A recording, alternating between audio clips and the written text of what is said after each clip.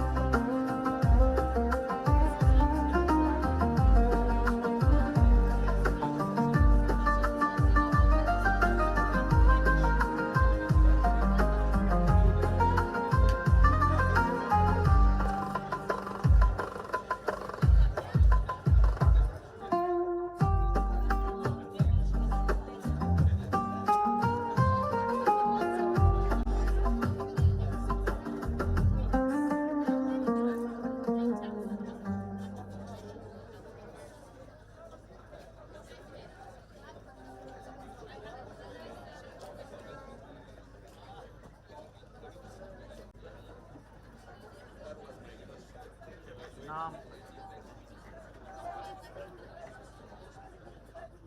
Naam.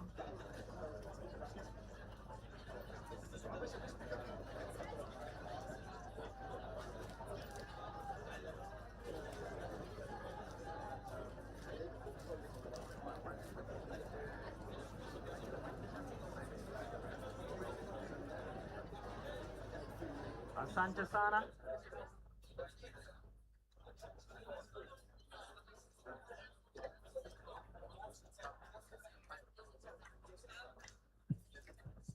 Asante sana. Asante sana. Naarifiwa kwamba wageni wetu wa heshima washawasili.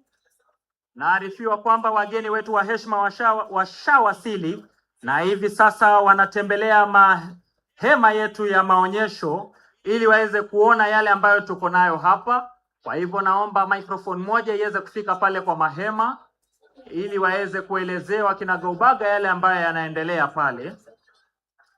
Na watakapomaliza hapo watakagua gwaride, alafu wataingia hapa ndani. Hivi sasa wanaendelea kukagua na kuona maonyesho yetu katika hema za maonyesho. Alafu wakifika hapa, naomba sisi sote tuwe tumesimama wima ili tuweze kuwaalika wageni wetu wa heshima kwa shangwe na vigelegele.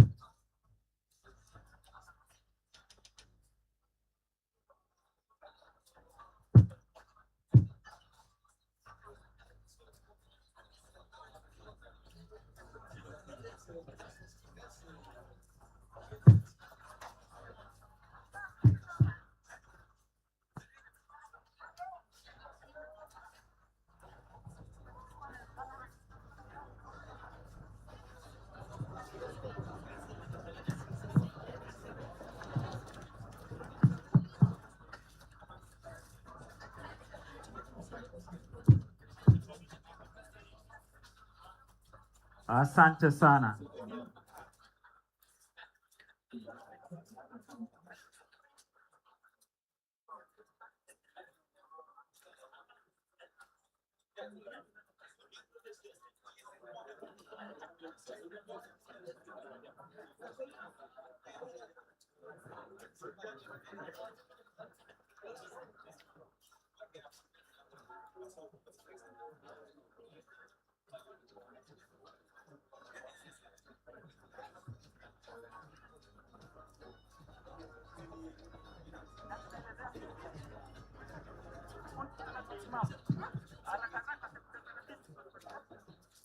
One, two, three.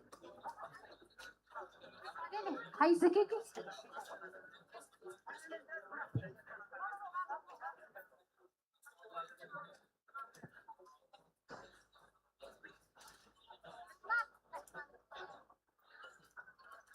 One, two, three.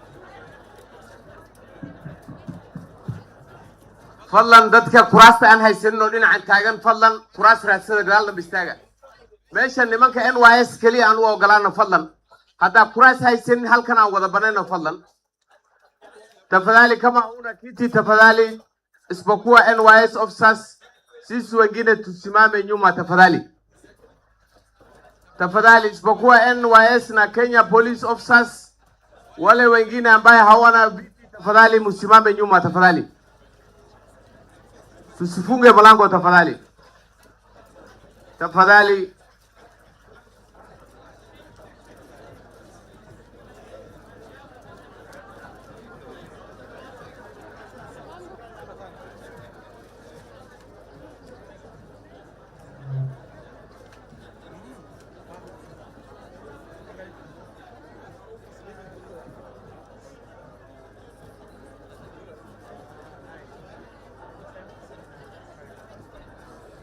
hadda kuraas haysani fadlan gadaal aan istaagno fadlan dadka badi martida korkii maatana haddaad maartay regaris kuraasta u baneeya inuu raalli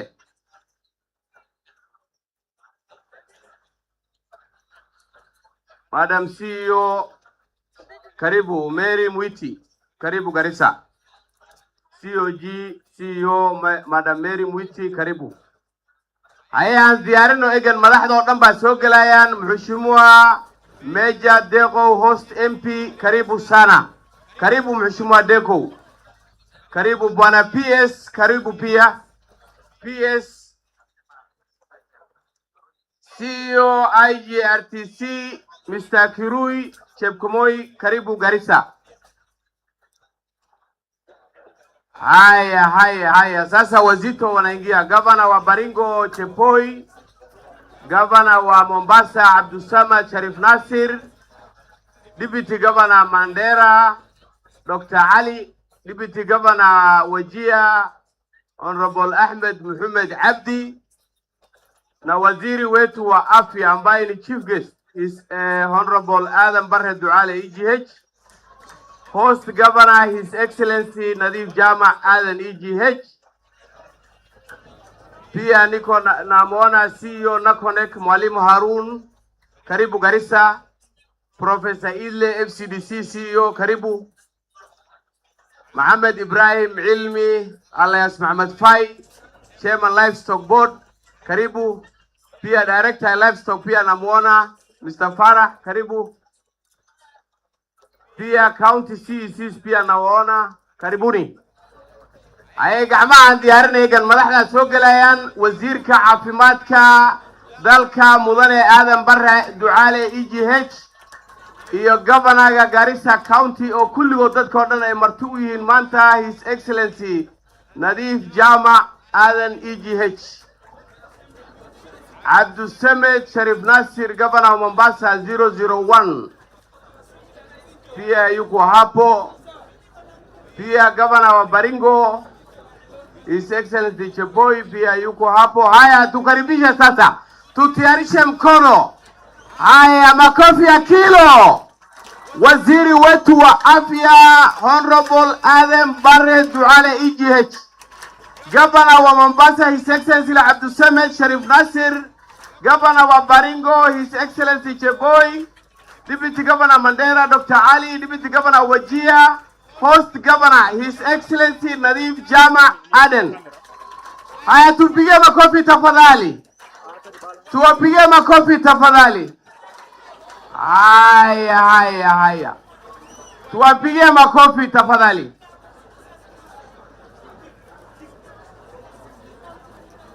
Host MP Honorable Retired Major Deko karibu. Haya tuwapige makofi tena wageni wetu wa leo. Tuwapige makofi ya mwisho tafadhali. Haya karibu Mr. Muga. Asante sana mwenzangu. Asante sana, karibuni sana katika hafla hii ya Devolution Sensitization Week 2026 hapa Garissa County, na tunashukuru sana wageni wetu wa heshima wakiongozwa na waziri wetu wa afya Mheshimiwa Aden Duale, tukiongozwa pamoja na gavana wetu wa hapa Mheshimiwa Nadif Jama, pamoja na kiranja wa magavana ama wa baraza la magavana Benjamin Cheboi ambaye akiwa pamoja na gavana wa Mombasa Abdul Swamad Sharif Nasir. Tukianza kwa haraka, ningeomba sisi sote basi tuwe tumesimama wima kwa ajili ya wimbo wetu wa taifa pamoja na wa Jumuiya ya Afrika Mashariki ukichezwa na DJ wetu.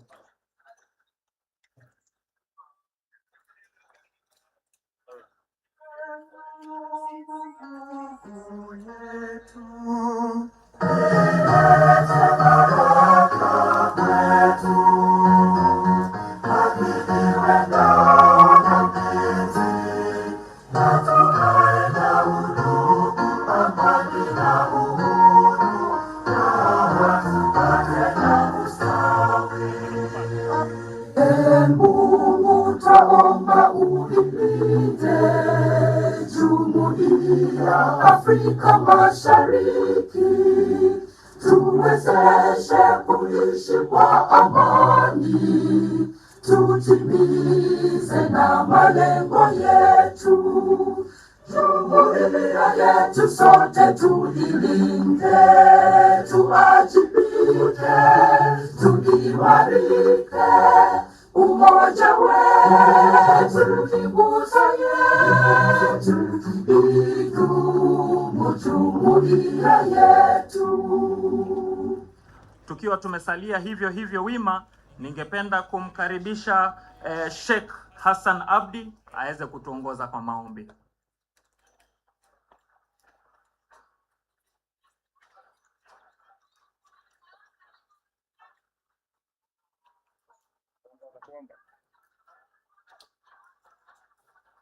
بسم الله الحمد لله رب العالمين وبه نستعين على أمور الدنيا والدين وبعد.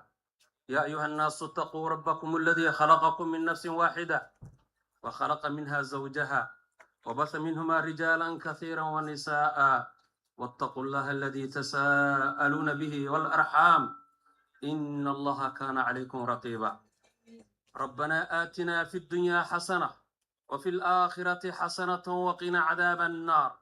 اللهم أرنا الحق حقا وارزقنا اتباعه وأرنا الباطل باطلا وارزقنا اجتنابه.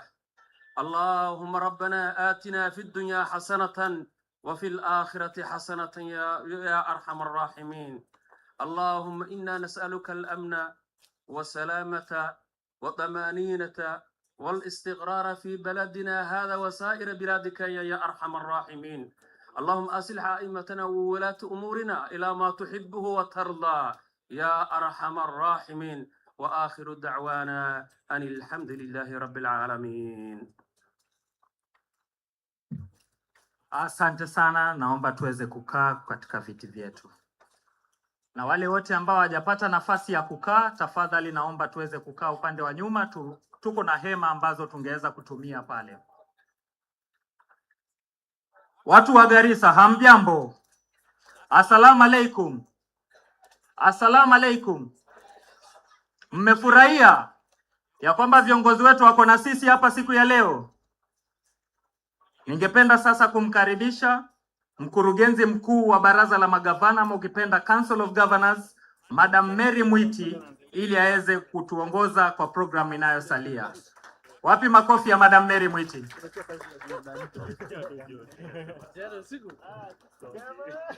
Thank you very much, Muka.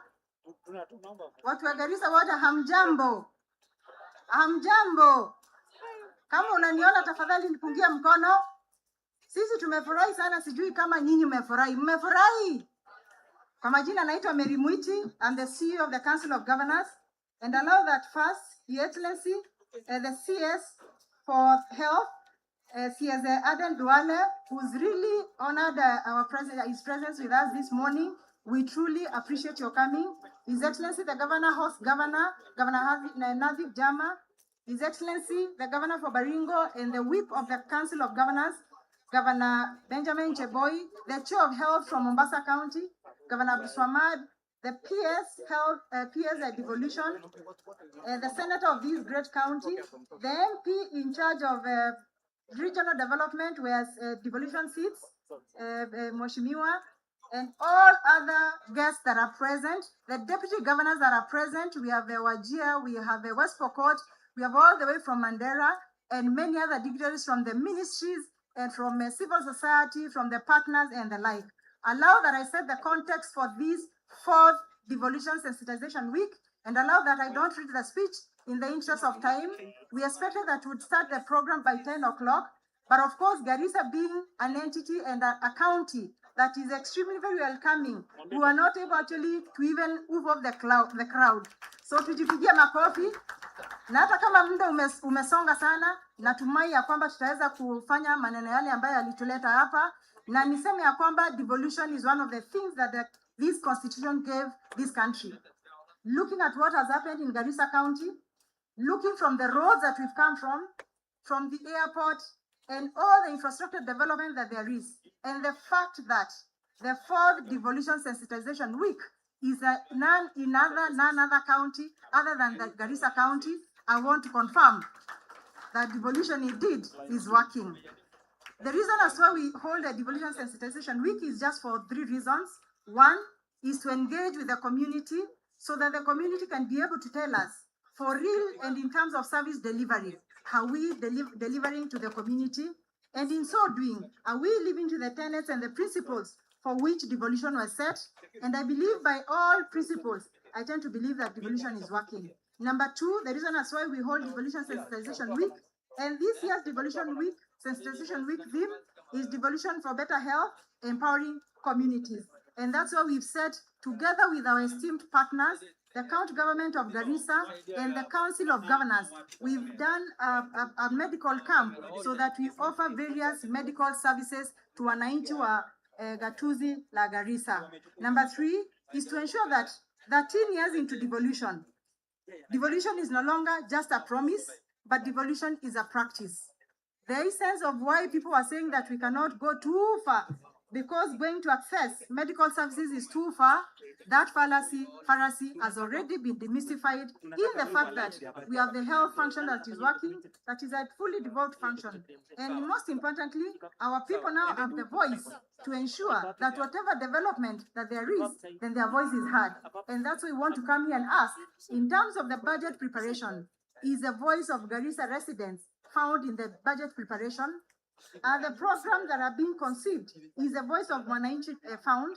And in terms of public participation, do we do public participation for purposes of ensuring that we conceive projects that address the real needs of the citizen? And I tend to think this is why we are here. Number 3, ni kuhamasisha wananchi about the rights in terms of land rights, in terms of legal aid, in terms of the rights that exist amongst the women, the youth, and of course, the persons living with disability. Because as it is at the Council of Governors, devolution does not envision leaving anyone behind, but rather ensuring that we carry everyone along, because this is what devolution was envisioned for. So with that, those very many remarks, I want to confirm that we have partners that have supported us, and I will be able to mention them at the end of this function, but we cannot thank you enough for the service that you've rendered. And of course, our MPDSR champions that have been the forefront in ensuring that we live the tenets and the principles for which the health function was devolved to ensure that service delivery is a success. So in a nutshell, that's why we are here, for purposes of engaging you the next 3 days in various thematic areas so that to interact na residents of Garissa County. Tupigieni makofi Gatuzi tafadhali. CS, with those many remarks, allow that whoever that I call here, please, kwa sababu ya kuokoa muda, naomba tafadhali tuwe wachache wa maneno ili tuweze kukamilisha ratiba ama program ambayo tumeweka mbele yetu. Allow that I invite the partners and other distinguished guests that we just want to deliver 3 or 4 minutes at most remarks so that you can be able to conclude the purpose for which this is concerned. But even the morning, the program that has already gone into CS, it was actually extremely very, very important. And that's why we are here to engage with the community. Allow that to invite on stage none other than Simon Zioki, the country director, Danish Refugee Council, who is one of our partners that will be following up just in the panel soon after this. Zioki, I pray that we don't read speeches today. We'll just deliver remarks for purposes of understanding one another. Welcome, Zioki. Salam alaikum. All protocols observed because of time. I'm Simon Zioka, County Director for Non-Niche Refugee Council in Kenya, and I'm here to represent partners who are working with the county government of Garissa. I want to say that this is a great county with great potential. And as partners, we have worked very closely with the county government of Garissa. We have worked very closely with the county secretary, through which we have been able to support partners policy, which is the first in the ASO counties. And that has given us the guidelines that all partners are learning into, and also are able to ensure that we coordinate properly with the county government. A lot of achievements have been made to date, ranging from health to self-reliance and livelihoods, to water and hygiene. And these are areas which are core to this county.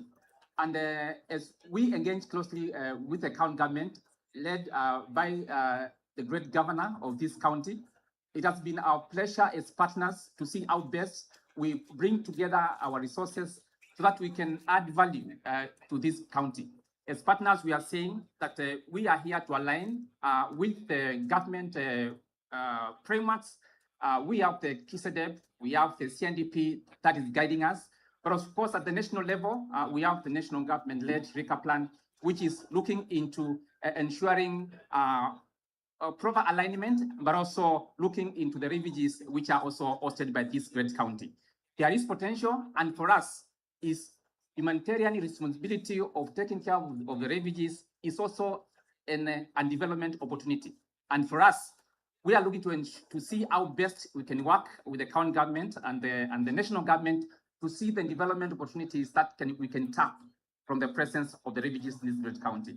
Thank you so much, and may God bless you. Tupigie Nzioki makofi tafadhali. Next is a partner that has worked with us for the last 13 years of Devolution, and this is none other than M-Pesa Foundation that has been in the forefront of ensuring that we open up Devolution in terms of partnership, and we do not take for granted M-Pesa Foundation that you found a worth partner in the Council of Governors. Allow that I invite Ambassador Maalim Mohammed to come and deliver his remarks, as we appreciate you for the many partnerships that we've had previously. Thank you. Waziri Duale, Excellency Governors present here, members of Parliament, I see a lot of very heavy weight here. I cannot possibly try to recognize all of you, but assume that I've seen you and I recognize you accordingly. I'll be very short. Waziri, thank you so much, and Governor Nadif, for the opportunity. Today you can see I'm branded. I know a lot of you know me in different capacities, but today the reason why I brought my overcoat is because I'm branded. I'm a trustee in the M-Pesa Foundation, among other national responsibilities that I have. So I'm here in that capacity today, and happy to partake in this very important sensitization week in Garissa. I was telling the team from M-Pesa, and I'll ask them to stand up in a minute. Team from M-Pesa, where are you? You're not one, I saw like 10 of you. Okay, they're somewhere, they're good people. So I was telling them this, this morning, when we overflew this Garissa Primary School, that's the school I went to, and we were the first class 1 students in independent Kenya in 1964. I don't know what year Governor came in. Was 65 or 66 or 70? Okay. So we're proud to be the first ever post-independence Kenya school-going children in 1964 in this primary school. So we're happy. But briefly, Waziri, M-Pesa has invested about 1.1 billion Kenyan shillings in the last couple of years in the area of health services, about 169 million. And basically, this is a philanthropic arm of Safaricom. And we are concerned about what we call the 3 Ds. Delay in seeking healthcare, delay in reaching the healthcare, delay in receiving the healthcare, specifically in the area of maternal child health, which unfortunately, according to Kenyan statistics, those who newborns in hospitals in Kenya national statistics about 61%, against an unfortunate figure about 36% in Garissa. This is against fertility rate in Garissa about 6.1 against the national figure of about 3.9, which means we produce in Garissa twice as much as other parts of the country put together in an average. So this gives puts an immense responsibility on us. So we try to put emphasis in the area of maternal child health through a program called Uzazi Salama program, among other programs like Fistula program, infrastructure program, and the program of medical camps that you saw. Waziri, I want to assure you that we are partners with you in the health sector, and therefore we stand guided by under your leadership to work with you. Thank you so much. Thank you very much, Ambassador. We have so many CEOs around, and to represent them is the CEO IGRTC, who will be able to recognize them briefly. Then I will proceed with the program. CEO IGRTC, briefly. Thank you. All right, thank you, Mary. CS for Health, Honorable Adan Duale, Governor Nadif of Garissa, Governor for Baringo, Cheboy, Governor Abdul Samad of Mombasa. We also have our Senator, the Chair of the Devolution Committee, Senator Abbas of Wajir. We have the Honorable Chairman, National Assembly, Devolution Committee, Honorable Jack Kapong, and our PS for Devolution, Lena Salon, Deputy Governors present, Members of Parliament present, Members of County Assembly, the Honorable Speaker of Garissa County Assembly, and all of us. Let me take this opportunity to say, Amjambo tena. CS, I will not take much of your time. I want to first of all, I'm very proud. I have come here and I've found quite a number of our colleagues with Mary, the CEOs who are here from this county and the neighboring counties. Kindly, if I may seek, you may rise. CEOs, kindly come up front for the CEOs from, yes, CEOs, Nakone Karibu.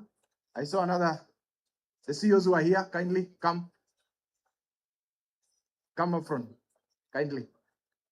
We are happy to support the county government of Garissa, as well as also Council of Governors. These are the CEOs who we have here. Mary, can they just say their institutions? Kindly. Assalamu alaikum, Waziri Salam. I'm Harun Yusuf, CEO of National Council for Nomadic Education Kenya. Jina langu ni Kevin Osido, County Governance Watch. Asanteni. Hored Adan, Kano retired CEO, National Drought Management Authority. So thank you very much. I serve as the CEO for Intergovernmental Relations Technical Committee. Hiyo ni jobo ambayo inawezesha uhusiano mwema kati ya county governments 47 na national government. And I want to be proud of the work that has been done.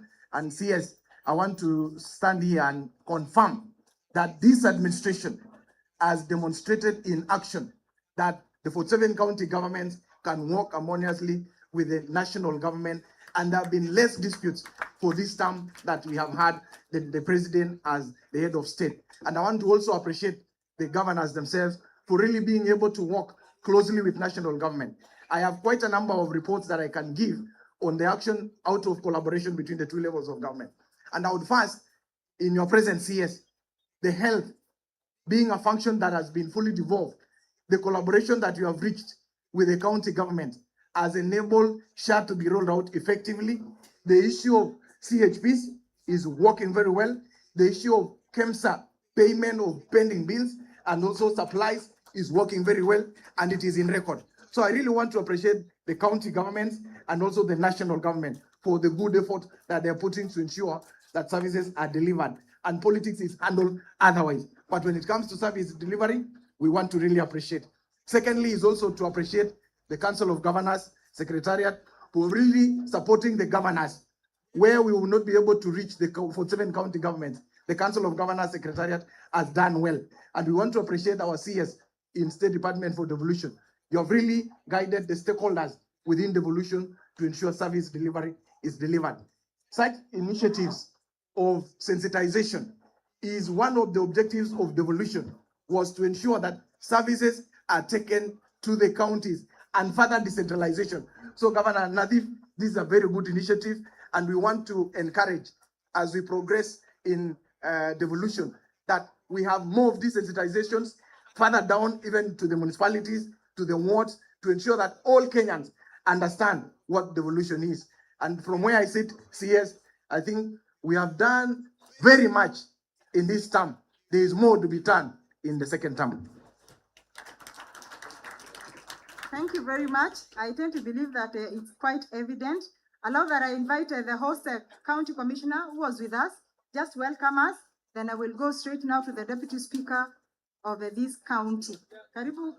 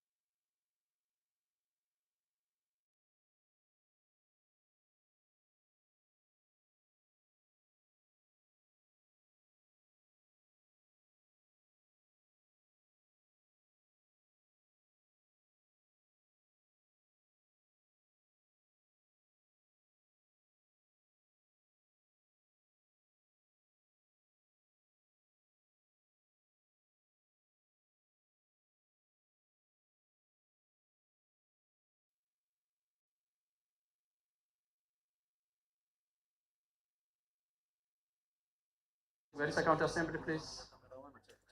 Chief guest behind you. You have the honorable members from Garissa County Assembly. I think I don't have to say the names. That is enough.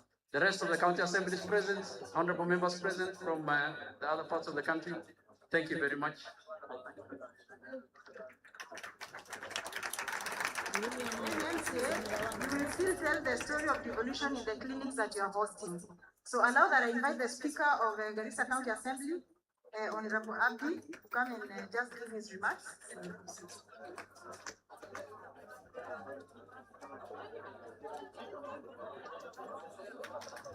Assalamu alaikum wa rahmatullahi wa barakatuh.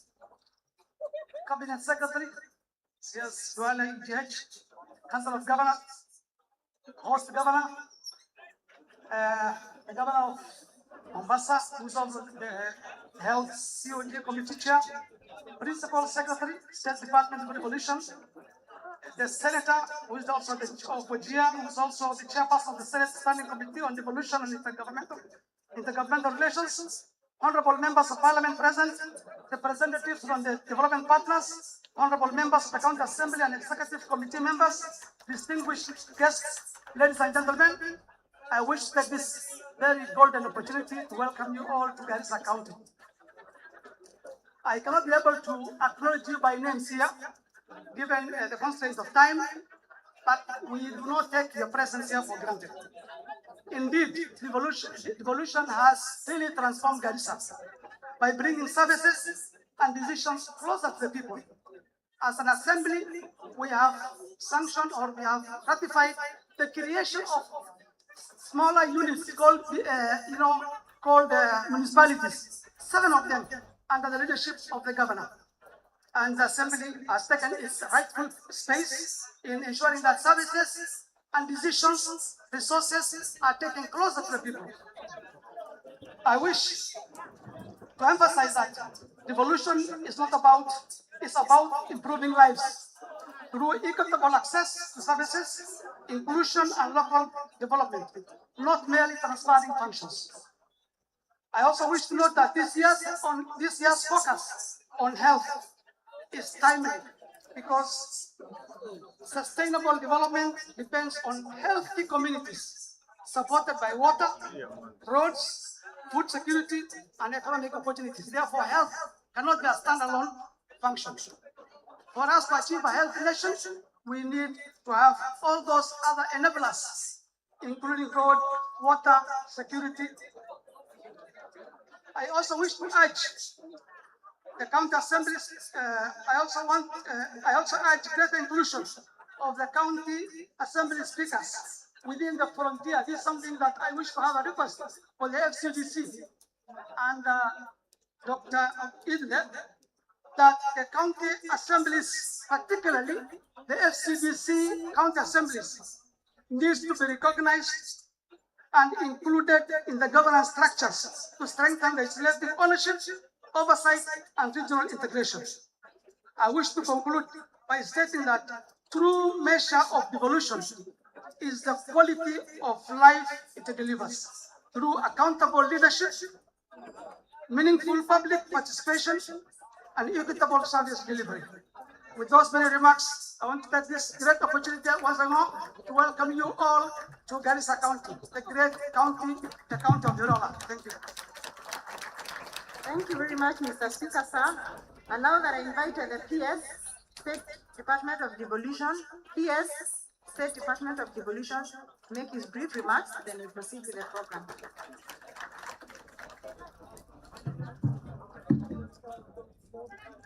Honorable CS of Health, Governor Garissa, Excellency Nabil,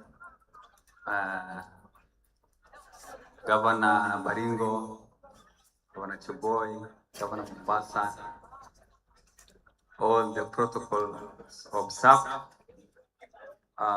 My name is Michael Salon. I'm the Principal Secretary of the State Department for Devolution, and I'm happy today to be here in Garissa. This is my first time to be in Garissa, and I promise that I will be coming more often. It was seamless flying from Nairobi to Garissa to our hotel here. It was just like I was in Mombasa, to a very beautiful county government offices, executive. So it is seamless. You can't realize whether you are in Nairobi or in Garissa. And that is the beauty of devolution. My few remarks are that the national government commitment to devolution. You have seen this financial year that the equitable share is to the county government is more than 15%. That is the constitutional threshold. And the president has also been very committed to matters of devolution. We have seen the operationalization of the county assemblies fund that's now being operationalized and it's working. The MCS can can attest to that, because for devolution to work, there must be oversight. And for oversight to be effective, the county assemblies should be independent and be able to do their oversight work in their various committees. Secondly, productivity. Recently, we have had a productive conference in Nairobi, where the public service is required to be really productive and see that the output that we have that should have impact to the people of Kenya. And in this health sector is where even productivity is required. The clinical competence, the proficiency care and professionalism, focusing on skill, precision, and the quality of medical care. These matters affect especially the pastoralist counties. I come from a pastoralist county, I come from Samburu County, and we see that we need to have discussions on how productivity can be cascaded even to the health sectors in our counties. Because these are matters of, 1 minute it is this story and the next minute it is. So without that quality care, professionalism, and timeliness, then we'll have challenges. And especially in our areas where we have diverse land, one ward is another corner of the county, another one is another corner. So we really need that productivity. We need service level agreements from one division to another to ensure that we take care of the lives for our people. Also, with the introduction of SHA, Honorable CS, SHA is working. Samburu County, about months ago, it was 47 out of 47 counties, now it's 27. We're doing well. We are also coming in to register indigents. These people are people who are not able to register for SHA. We are calling upon the MPs, the CEOs, all the people who can come in one way or another, governors, to ensure that our people who are not able to take up that SHA registration, to support them to register. Even the registration itself only is important, so that once someone falls in, God forbid, they can be able then to seek for funds to see that they're taken care of. With those few remarks, I want to say that we are pastoralists. I'm proud to be in this county. Najua nyinyi ni watu wa ngamia, sisi ni watu wa ng'ombe, na sisi ni watu wa usafi mmoja. Na hivyo ndio tutaendelea tukienda mbele. Sawa sawa. So nashukuru na Mungu awabariki. Asante. Thank you very much, PS. Allow that I invite the area MP who will be able to introduce other MPs that are present, including my chair of the National Assembly, Honorable Maro. Karibu Mheshimiwa. Asante sana.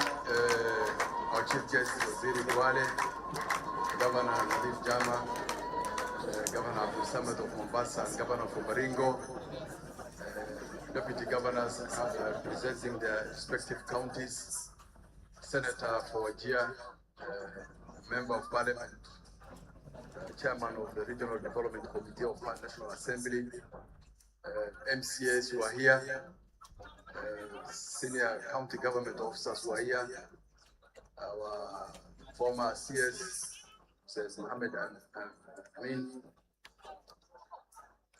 Engineer Mahmoud, Chairman of Equalization Fund, and now standing in here as representative of the Safaricom Foundation. Ladies and gentlemen, Assalamu alaikum wa rahmatullahi wa barakatuh. Mine is to welcome all those who are not from Garissa to Garissa today. We are in the middle of our winter.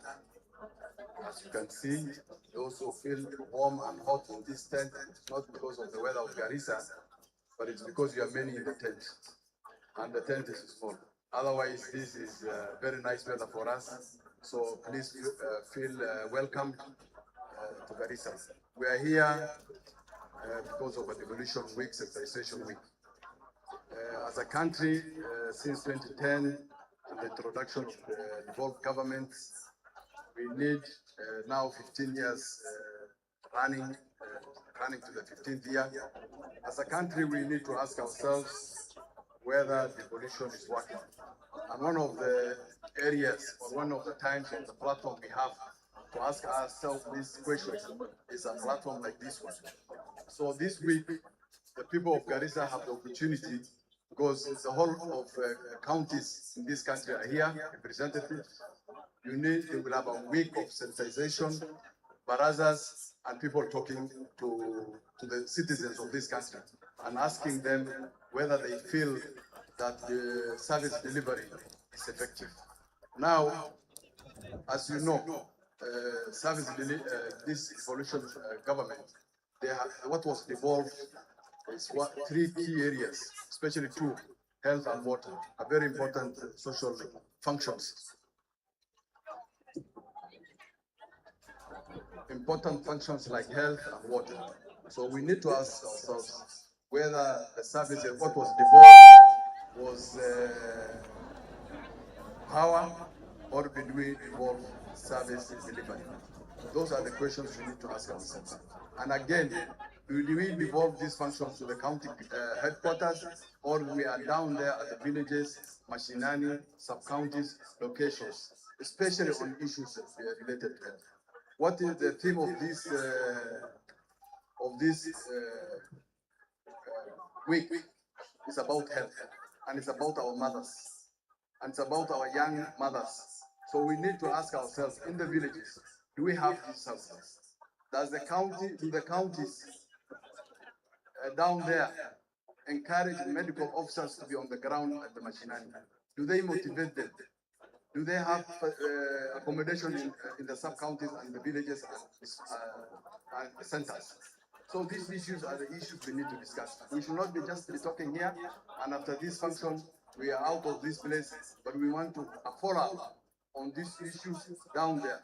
We want to see that the people of Ulugo, at the farthest end, and Bodai, and Danyere and Sigle on this side, and Banani, are they getting the same services that are offered at Garissa General Hospital?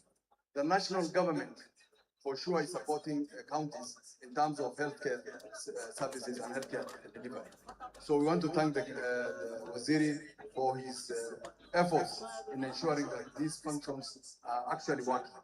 So, and I also want to thank the governor of Garissa, because as you were told the other day, the governor has accepted to release Garissa Provincial General, the former PGH Referral Hospital, to be a level 6 hospital. Now we will have level 6 in Garissa, such that those who are being taken to Kenyatta Hospital, Eldoret Referral Hospital, Kenyatta University Referral Hospital will no longer need to go all the way to seek services and special doctors on the other side. So now, Somalia we get into fursad bahelis. The county government akusu ashi. Shekada mention kumanda manage. You have 1 week or Hemadan Niladisi or Bersala Sameni in Allah Lishin County.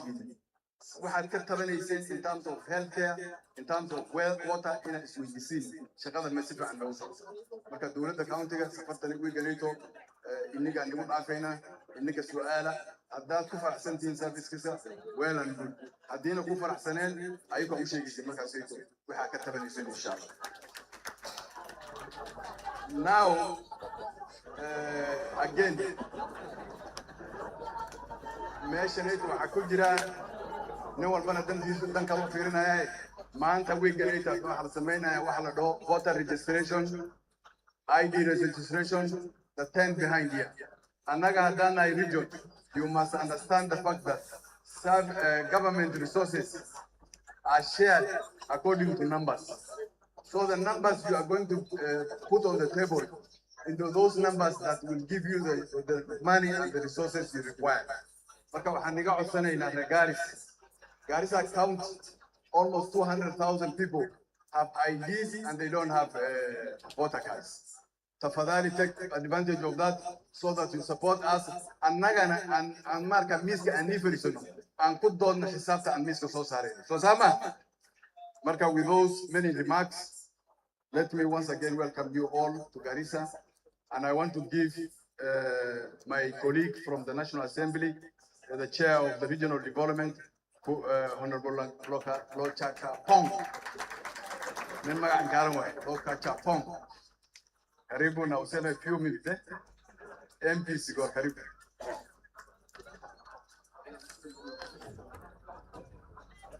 Ya, asante sana Mheshimiwa Deko. Your Honorable CS Wale, who is the guest of honor today. Now, the Honorable the host governor, Excellencies Governors President, Deputy Governors, Honorable members of Parliament, Honorable Senator, members of County Assembly. Now, distinguished guests, ladies and gentlemen, good afternoon. I'm Jambo.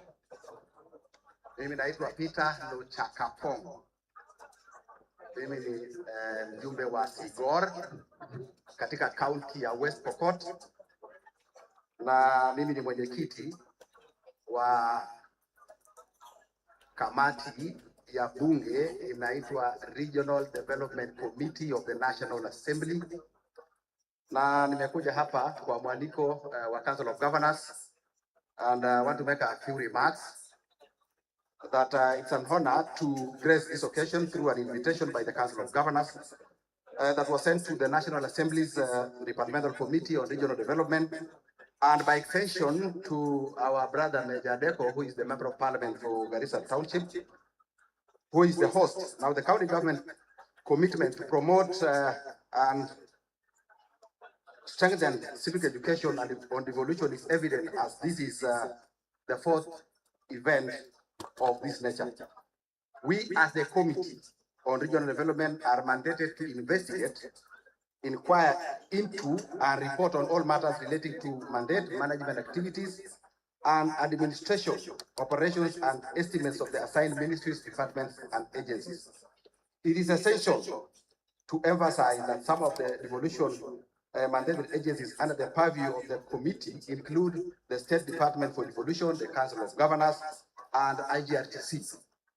Now, additionally, in accordance with the second schedule of the standing orders of the National Assembly, the committee is mandated to oversee now regional development, refugee affairs, devolution, inclusive growth, arid and semi-arid areas, disaster risk management, drought, famine, and disaster response, and post-disaster recovery and rehabilitation.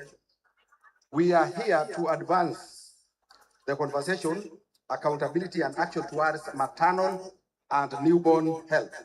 Now, the relevant stakeholders intend to focus on strengthening the maternal and perinatal death surveillance and response initiatives and other concerning issues of interest.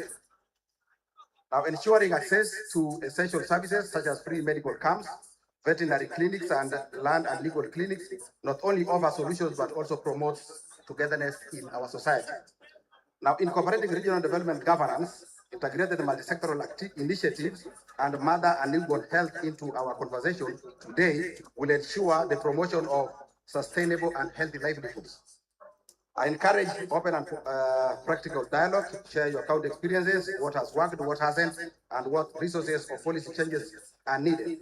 Our goal is not only awareness, but concrete time-bound county commitments that advance safe pregnancy and newborn survival across us and regions. Yeah, thank you. I just wanted to end there and say that I come from another county of West Pokot, and of course we have our story to tell on devolution. Na ningependa kusema kwamba kwa mambo ya devolution sisi tuwe tunajisemea na tuseme ukweli yale mambo ambayo yanatakana kubadilishwa, lakini devolution imefanya kazi kwa sababu kaunti zote tumeona mageuzi na mabadiliko. Kwa mambo ya afya tumeshuhudia. So nataka nipongeze Waziri Duale kwa sababu kazi amefanya. Hivi majuzi nimeona watu wengine wakipiga kelele na kusema wajue ya kwamba Waziri Duale ni kiongozi wetu wa wafugaji, na kwa hivyo akisema sana sana anasema kwa niaba yetu, si kwamba anasema kwa niaba ya watu hapa peke yao, anasema kwa niaba yetu, hata sisi wale ambao tuko katika kaunti ya West Pokot ambao ni wafugaji. Huyu Duale ni kiongozi wetu na tunamtambua. Kwa hivyo akiongea ni sauti yetu. Wale ambao sasa wanataka kuleta kelele kipelebele wajue kwamba akiongea aongei kwa niaba yake, anaongea kwa niaba ya watu wengi, sisi tukiwemo. Wakati Duale alikuwa kiongozi ya wengi, watu wengi wanajua kwamba Duale ni kiongozi kwa sababu alikuwa leader of majority. Hata saa zingine watu wengine ukiambia Duale ni waziri, bado anajua Duale ni kiongozi. So kwa hivyo ni kiongozi wetu na tutamtambua, tutasimama pamoja na yeye. Asanteni. Thank you very much, Chair. The Chair just forgot to mention that there's resources that it gives to the Council of Governors. We got zero audit fault. Hiyo peke yake nilisahau. So tukipigiwa makofi hata sisi COG. Kwa hivyo mheshimiwa, tukikuja kwako ujue zile pesa unatupatia zimefanya kazi vilivyo na ilivyotakikana. Kwa hivyo utatuongezea pesa kwa sababu ya zero audit fault. Asante sana. Allow that I invite the chair of the Senate Standing Committee on Devolution and Intergovernmental Relations, Senator Mahmoud Abbas, the Senator for Wajir County. Karibu mheshimiwa. We are just about to conclude.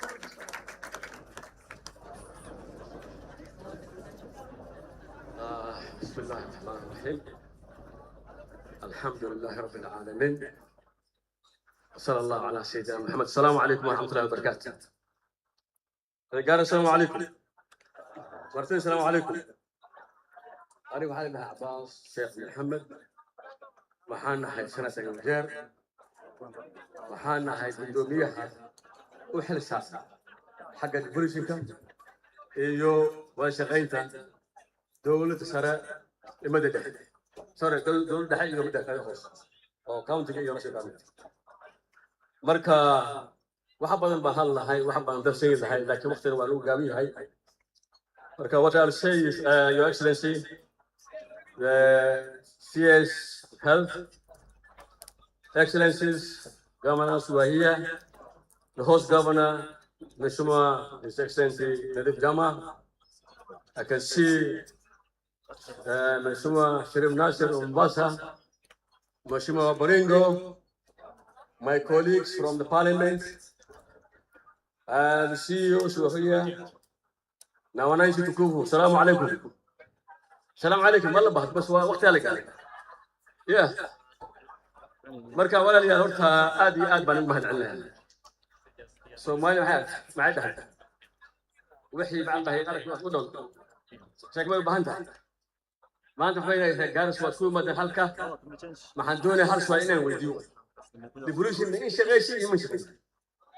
Ma shaqeeyay. ما يقولش ديفولش مش شقي ما كفايه مش وقت قصر بلق عندي انت شغال انت طيب فيش شغال وبعد يمين ولا ينهف حتى يجيك حف طيب يرون كان كان باهي كنا ولكن بعد ايه معي يعني محنا هاي نلقى قدوميها فرميرها يا قبناياش شغال هون وحي تبيان معنا تبيان والديفولش هو شقي مش شقي قارشة مركز صندلي أو 2030 معي هالشيء 4 بليون ل 4 مليون ما عندهم حاجة جبتها لا بقيتهم مليون صح ما مركز هورو دول الحرية درتي أنا العالم عن هالجنة ده قارش بلندها هل بليون هذا الهرجل صح ما سو ديفولش واي شغال ولي واحد بانود ما أنا بس ما مركز عن ليه ولا اليوم ما أنت الحمد لله إليه بهم هاتكلا أنت وقف من دولة سنايا ودياش على إيش هايا بيبقى الحاجين هايا you know I mean the waziri Devolution now has become an equalizer from the day we came back me and you were doing things have been working for some time to be honest with you it has worked for Northern Kenya it has worked for Northern Kenya because I know some guys are already saying telling you a lot of stories, but that was a fact of the matter. So vision has advantaged us. We have done a wonderful job. وجينا ممكن نسوق لي. الحين أنا محل حبوا حتى كلمة المخبر أنا كان تعملوا هلا وضوء تحت مريش مقال تحت لامي. ما أنتم الحين قبلنا تحت لي شن كلمة الرجال مقال تحت. شو مش غير. به مالك السبوخ البركة.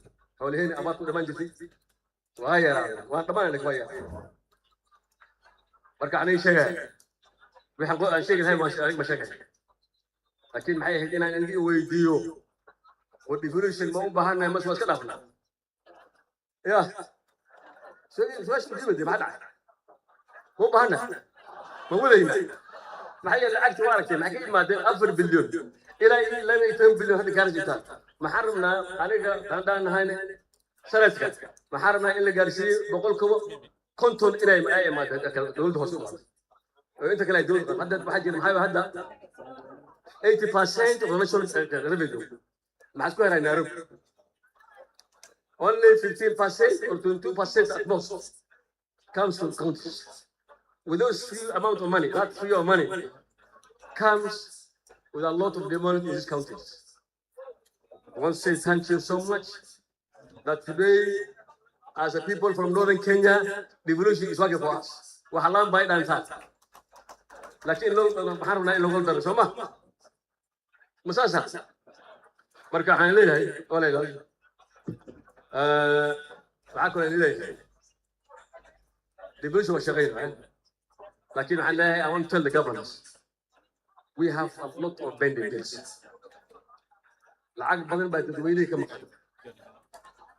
the money that is actually due for payments, the pending bills are just too high, and therefore, as the senator for Wajir and the chairman of Devolution, I must say the truth that pending bills are just getting too high, and they're increasing by the year, and I don't see the reasons why.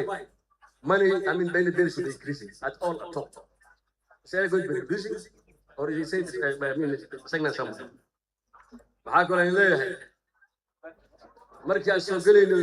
The time we started Devolution, we had very few civil servants. ما أنت حافظ كسر ما حد يقول شغال دولة. ما مش ما.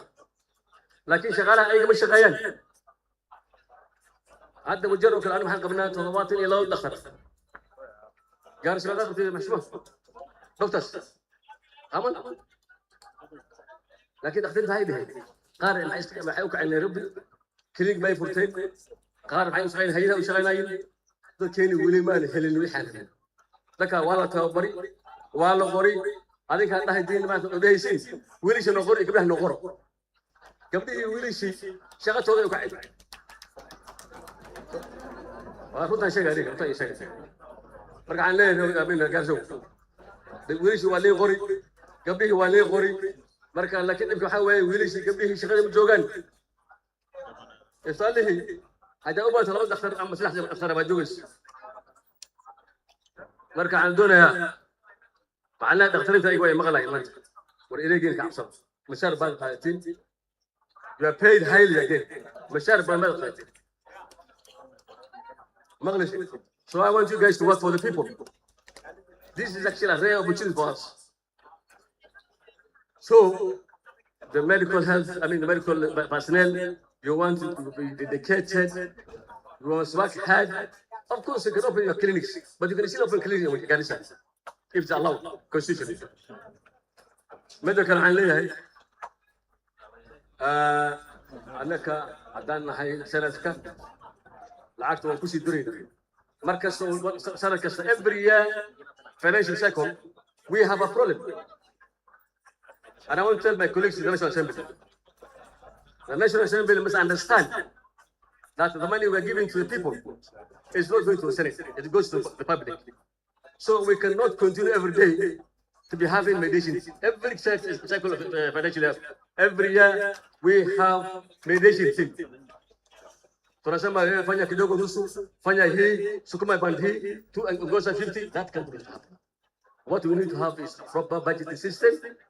The money must go to missionary. Pesa iende kwa missionary, wananchi watumie pesa.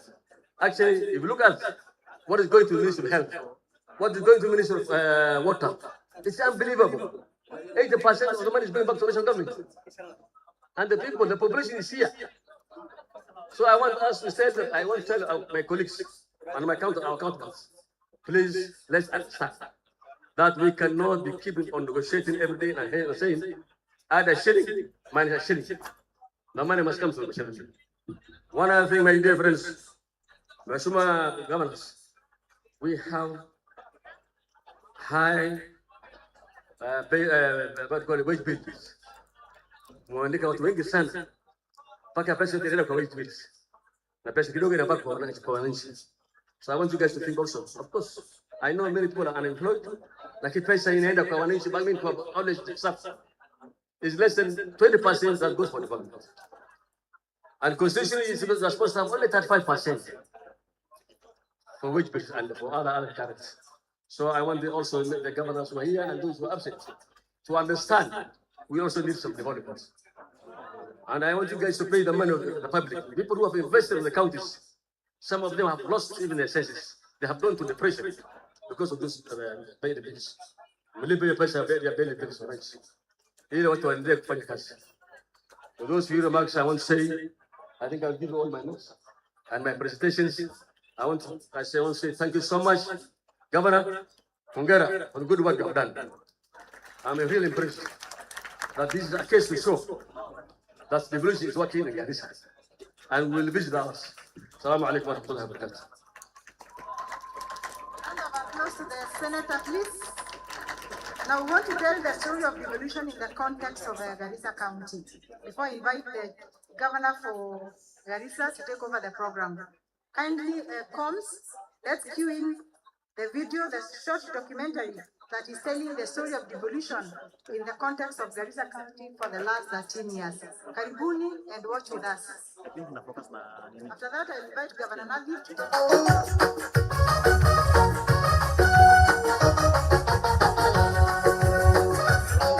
Garissa County, also home to the unique and endangered Hirola antelope, is one of Kenya's fastest growing counties and a gateway to the vast and arid northeast region of the country. Before the advent of devolution, healthcare services in Garissa County faced numerous challenges that severely constrained service delivery. This was particularly evident at the then Garissa Provincial General Hospital, PGH, which struggled with inadequate infrastructure, acute shortages of medical personnel, limited specialized services, and decades of chronic underinvestment. Together, these challenges compromised both the quality of care and access to essential health services for the people of Garissa and the wider region. Upon assuming office, His Excellency Governor Nathif Adam unveiled a visionary 5-year strategic plan that set in motion an ambitious transformation of the county's health sector. At the heart of this plan was a clear and uncompromising objective to transform Garissa Referral Hospital into a world-class facility. At the commencement of devolution, Garissa Provincial General Hospital had only 6 specialist doctors, while it currently has 52 specialists in almost all areas of specialization. The hospital had no ICU, no HDU, no renal unit, no MRI or CT scan services. With the arrival of devolution, all these equipment and services are now available. Also, due to increased level of services, the number of nurses has increased from 230 to 560. The number of theaters has also increased from 2 to 6. The hospital's state-of-the-art equipment allows it to undertake almost all kinds of surgeries and surgical interventions, including but not limited to complex tumor resections, invasive laparoscopic procedures, advanced orthopedic repairs, pediatric surgeries, cardiothoracic surgeries, and life-saving emergency operations. Another major aspect of the hospital's transformation was the modernization of its core infrastructure, including the construction of new wards and the comprehensive refurbishment of existing ones. Further expanding its range of services, the hospital recently established a private wing to offer patients enhanced comfort, privacy, and convenience, while enabling them to benefit from the expertise, specialist care, and advanced diagnostic capacity of the county's premier hospital. Also, one of the earliest and most significant achievements was the revamping of the referral system, creating a more coordinated and effective pathway for patients requiring specialized care and ensuring that referrals within the county were handled efficiently.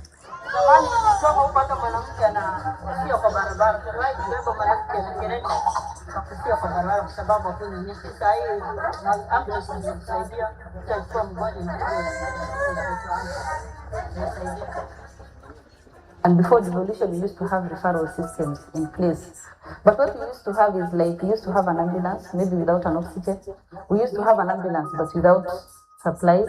We used to have an ambulance without maybe even a paramedic. Yeah. And so like, it used to work, but not the efficiency and the quick service delivery that's actually required. Maternal and newborn health was also placed firmly at the center of the transformation.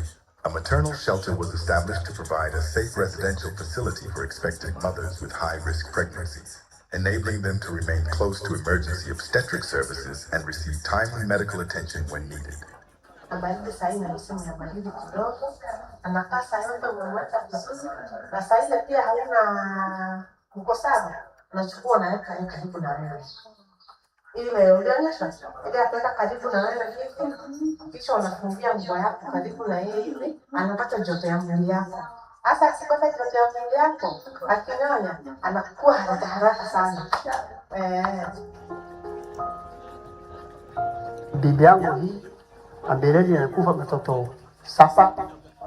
Watu walimwambia mimi niko Garissa, kitu kutosha daktari na mtoto saidiana huko kutoka huko mimi kukuja kwa ambulance. Serikali inalete sisi napata raha, tunapata mtoto, tunashughuli sasa. Sisi hiyo kanuni tunaombea nini watu wa Garissa yote, daktari na wananchi na wanawake wanafanya kazi yote. Mimi nafikia shukrani.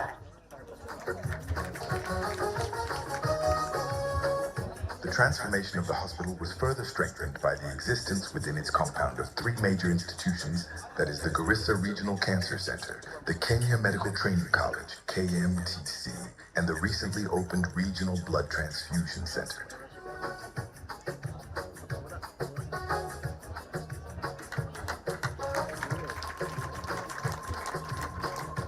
With the massive investments and transformation that took place, the Garissa Level 5 Referral Hospital today is a regional facility that serves not only Garissa County, but also a number of neighboring counties, in addition to the large refugee population based in Dadaab. And the transformation did not stop at the county referral hospital. Healthcare services across the sub-counties received equally strong attention and support, with major investments in infrastructure and the expansion and improvement of health facilities, bringing services closer to communities across the county.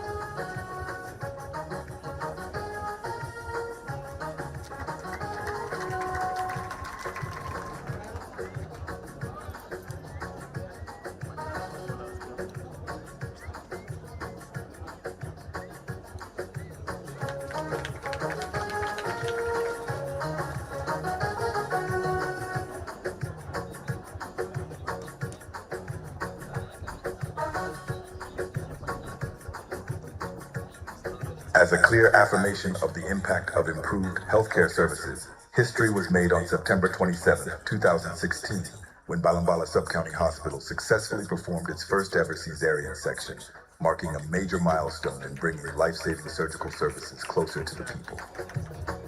At the same time, the county government prioritized the continuous and reliable supply of pharmaceutical and non-pharmaceutical commodities to health facilities across the county, ensuring that improved infrastructure was matched by the medicines, supplies, and essential resources needed to deliver care.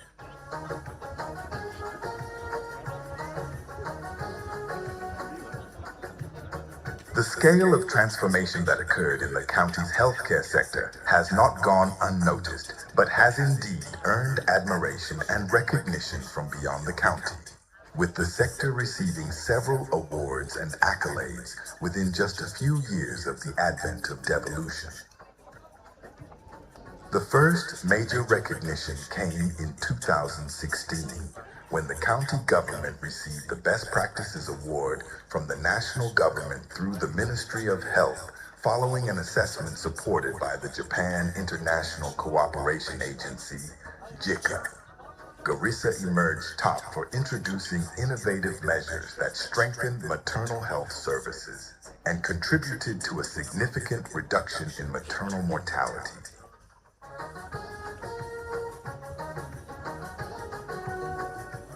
Similar early recognition of the county's remarkable strides in healthcare came in 2015 from the then First Lady of Kenya, H.E.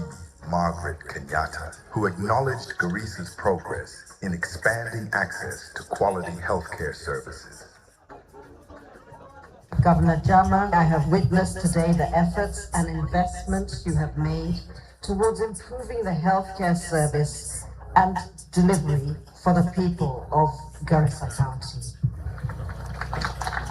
Increased health infrastructure, dispensaries and maternity wards, establishment of new community healthcare units, recruitment of healthcare workers, purchasing of motorbikes to support community outreach services are among the many activities that you're undertaking. I'm especially impressed by the maternal shelter that ensures that mothers who come from hard-to-reach areas are able to stay, bringing their pregnancies to term and to deliver their babies safely. This all speaks volumes of your desire for a healthy society, and I am here today to join you in making that desire a reality.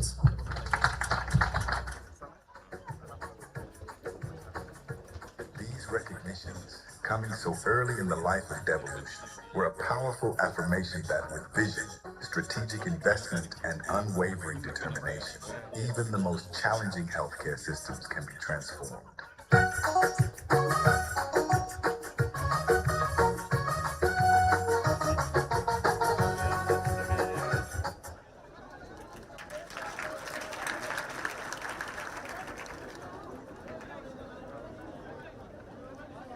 Pigia Garissa makofi tafadhali.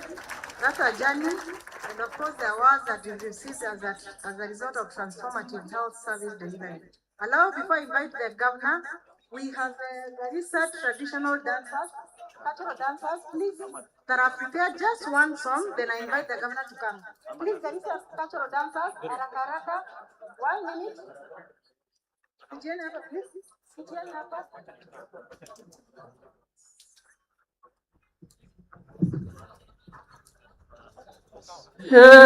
دلك ويا قران طيق لواله انا دوغ وبلودي افرتي انت الهيا دردر ويا فايغو ديق يا رالي دهاي بالدليل كدغيستا الله ضملك نو وناكسن مدحدين عندما عندما حفيه صلانيه مهد بالمدنتهين بالميدان دغيستا الله مدانا ودعاء قفنهن النظيفيه مدحدين عندما هي ميجايه مدحدين عندما هي مملك نو وناكسن دي جي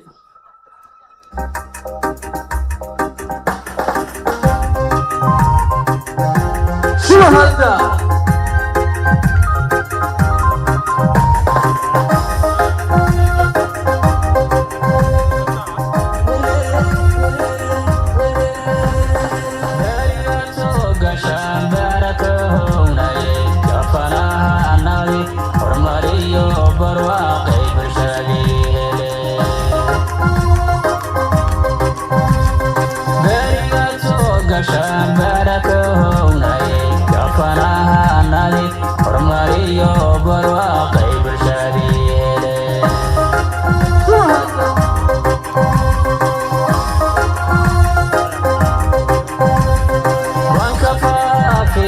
برتمها إجارة هذه كلوبو بولا ليلو غديري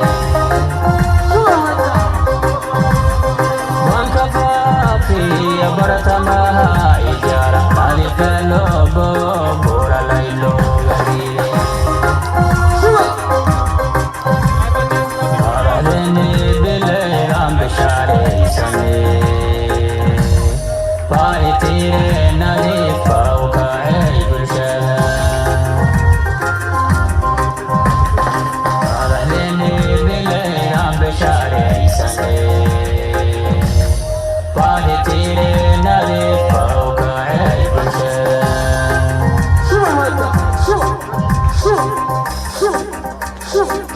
شو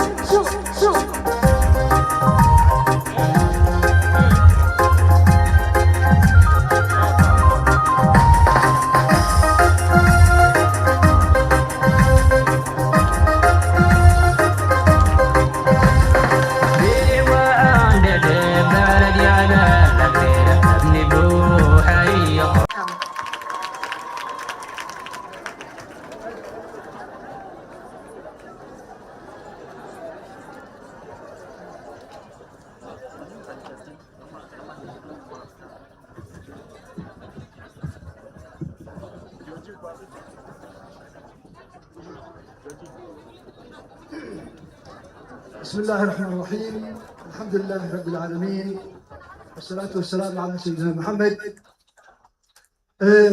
أخيارة الميشن كوي ما ترى السلام عليكم.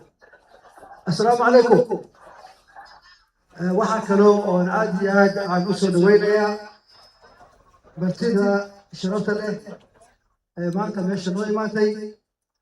Mine is really to appreciate and to thank my guests, our guests in Garissa today, starting with our CS Honorable Duale.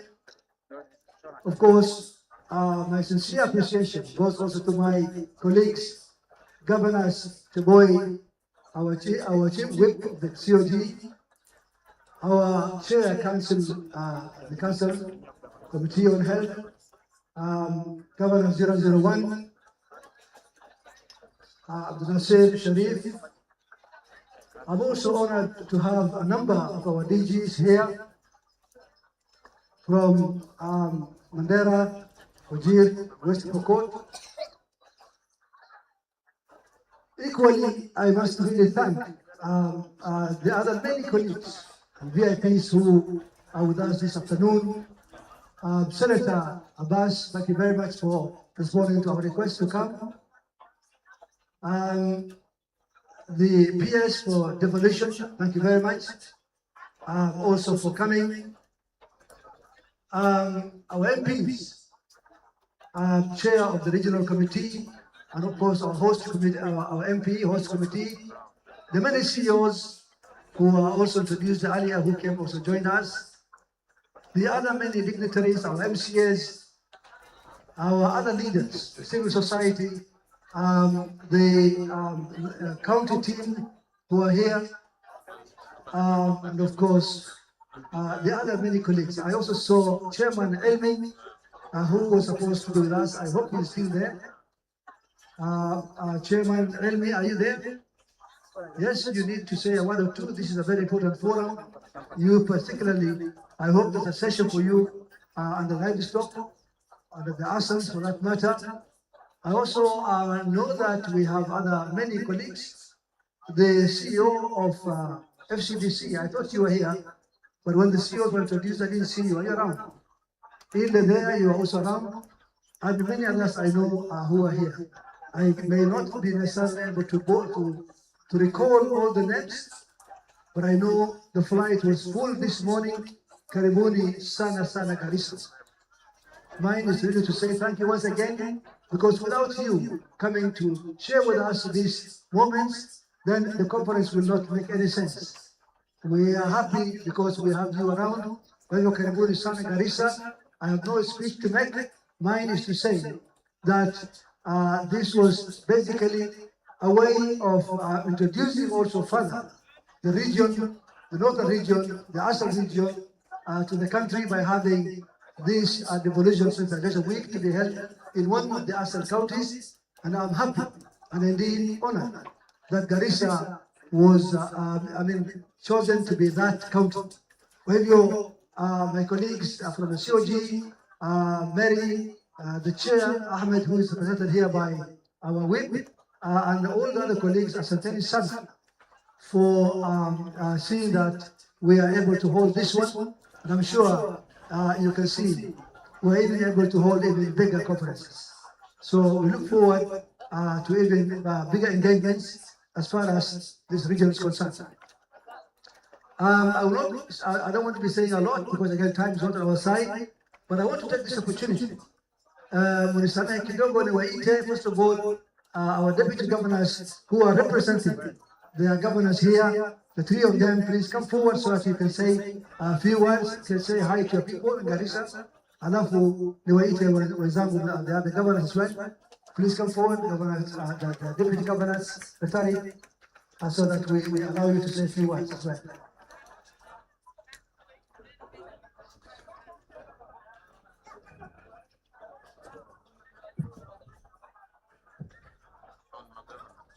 Anyway, Excellency is present, the governor, host governor Nadir Jama, the chief guests and the dignitaries present. Regarding Assalamu alaikum. Wa alaikum salam wa rahmatullahi wa barakatuh. Assalamu alaikum. Mine are just two, precisely, Governor. And this one goes initially to the COG. Considering today we are holding the fourth sensitization week in Wajir, in Garissa County, I do often say Wajir because I come from Wajir. And I pitch for Garissa County as the host of the next Devolution Conference of Garissa. We set the standards on the bar high. We held quite a number of conferences in Wajir County. We did the first one, the Pastoralist Leadership Summit in Wajir County. We did Madaraka Day. It was a no-go zone for many naysayers, but we proved them wrong in holding Madaraka Day in Wajir County. So there's no reason, absolutely, that Garissa County ain't holding the fourth conference this year, inshallah. So COG Mkwapa, and the whip is here. We hope that you will help your colleagues to ensure that Garissa hosts this next conference, inshallah. That's one. Secondly, we have quite a number of other issues that Devolution has brought forward, but mine is to encourage everybody here that we need to sensitize our people to register and register for votes. Register in terms of ensuring that we have the needful numbers to ensure that we matter in Wajir, Garissa, Wajir, Mandera, Northern County, and Kenya at large, wherever we are. So Sajili, there are millions of people who are in Northern Kenya who have IDs but do not have voter registration with the IEC data. So Sajili, are we together there? Tuko pamoja hapo? And I'll leave that where I left, where the PS left, where he said we are in the same WhatsApp group with those from Narok, with those from Kajiado, those from West Pokot, to ensure that it is two-term for President William Samoei Ruto. Kwa hayo machache nialike mwenzangu wa West Pokot. Karibu pamoja. Asante. Thank you very much, my colleague, Deputy Governor Wajir, CS Duale, and all protocols observed.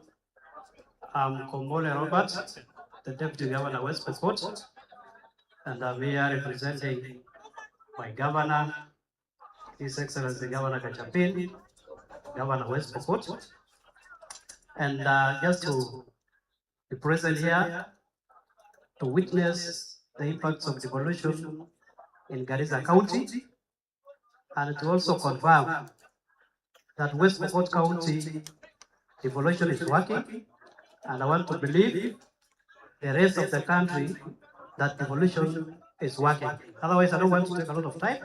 Just want to appreciate Your Excellency Nadif Jama for giving us an opportunity to also bring the witnesses from different counties as far as from West Pokot. Thank you very much. Bismillahirrahmanirrahim. Alhamdulillahi Rabbil Alameen. Wassalatu wassalamu ala Sayyidina Muhammadin wa ala alihi wa sallam.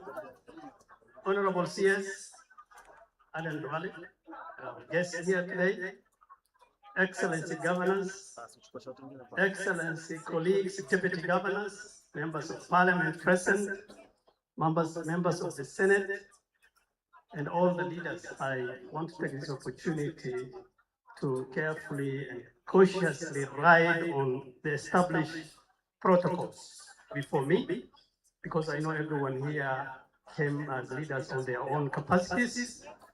But I want to say Assalamu alaikum wa rahmatullahi wa barakatuh.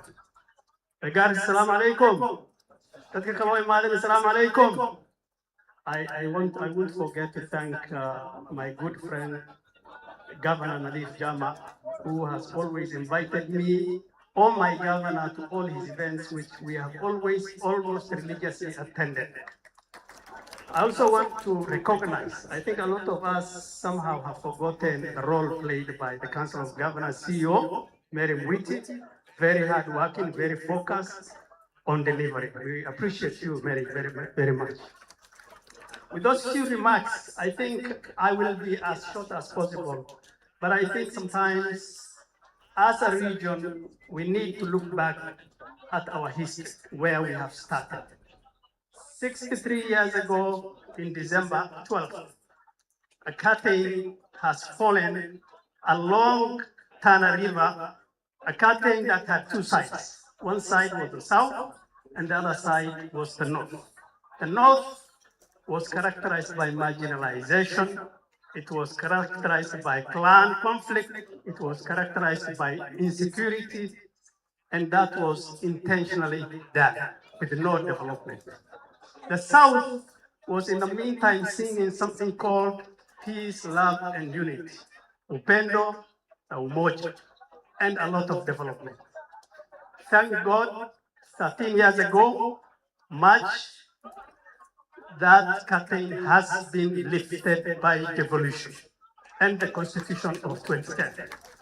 And today, as a country, we have one nation, 48 governments, and we are properly, fully part of this country in terms of development. And we have received a lot of development. But in terms of growth and development, sometimes 2-3 years ago, in a place called Banisa, we have received a young, brand new, beautiful girl was separated from her mother in Banisa County, Banisa Hospital through cesarean section for the first time. A radiography that has never seen a scanning of major diagnostic procedure has been done in real world, and the many other procedures. But also, more importantly, in my county, we are able to pay secondary school fees for 35,000 secondary students, courtesy of Devolution, and many, many other opportunities. We've done a lot of other developmental projects. And therefore, why I am coming to that is that Devolution has given us this. But even within Devolution, in these last 5 years or so, since William Ruto has taken over the government, that development has truly been accelerated to unimaginable numbers. And that's what I'm coming to, is we want to make sure that we work on continuity of the government that really supports our region. That is the election of His Excellency, President William Samoei Ruto. Somalia waxay dhahay moogtahay Maxamed Siyaad Barre ayaa hadda ka hor hala doorta la marka la doortay 98% ayaa u riday ninaa hadlay wuxuu dhahay war nin dooran doorta maxaad noo dhahdeen ya hadda William Ruto waa dooran yahay laakiin we want to prove something as Muslims, as Somali community, as the pastoralist community in Northern region. We want to prove numbers, that we have numbers. And the only way we can do that, because development is political, and politics is about numbers. And the only way we can prove that is to go out and register and get IDs and register for Kura. So let's assure that that is done. I truly appreciate this very, very opportunity and would like to continue, inshallah, working together with you, Your Excellency. Thank you. Asante sana, our Deputy Governors who are here with us. Let me now take this opportunity to call on my brother, Governor Nasir of Mombasa. Please come, and of course, with my sincere appreciation for taking the difficult time out of your busy schedule to fly all the way from Mombasa for this function. Assalamu alaikum warahmatullahi wabarakatuh. Mimi leo ningeongea Kisomali, lakini tatizo ile tuko nayo, hawa watu wengine wataona na wasengenya. Na hii dunia CS your witness. Unaweza kuongea mambo mengine, lakini watu wa media wakaandika mambo nyingine ambayo kwamba haiko kabisa. Sasa sije nikaongea mambo ya swara nikaambiwa nimetaja wanyama wengine. Kwa hivyo mimi afadhali nisinio. First of all, I want to congratulate. Kukupatia shukrani na kukupatia kongole ndugu yangu Governor Nadhif kwa kuweza kuarrange mpangilio kama huu.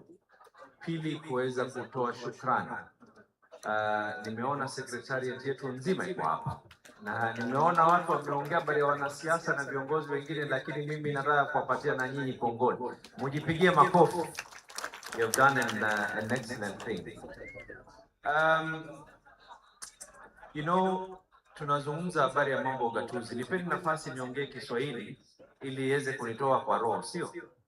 Kuna wengine wanasema ya kwa ugatuzi haijafanya kazi, lakini ukitaka kujua ugatuzi imefanya kazi, kama wewe ni yule ambaye kwamba unaamini ya kuwa watu wakiweza kusafiri wanaleta natija na wanaleta fedha katika kaunti, wewe ukisimama tu na ndege hapa Garissa, ni moja ya dalili ya kuwa ugatuzi imefanya kazi. Kuna ile runway ambayo kwamba imetengezwa, lakini napeana kongole, congratulations ndugu yangu Nadhifu. Nimeona terminal kubwa pale ndani ambayo kwamba imeweza kutengezwa na serikali ya county. So and then, kama mwenyekiti wa masala ya afya katika kongole la magavana, nimesikia watu wakizungumza mambo mingi sana, lakini mimi nataka kuambia, kando na yale mambo ya uzazi ambayo kwamba sasa hivi tunasema ya kwa baada ya ugatuzi ndio ilikuwa ni mara ya kwanza uzazi wa kupasua umeweza kufanywa katika Garissa. Hata ile ambayo kwamba ni ya upasuaji katika eneo la Banisa ilikuwa ni juzi juzi, lakini kuna lile ambalo kwamba ni baya zaidi, hili la saratani, cancer.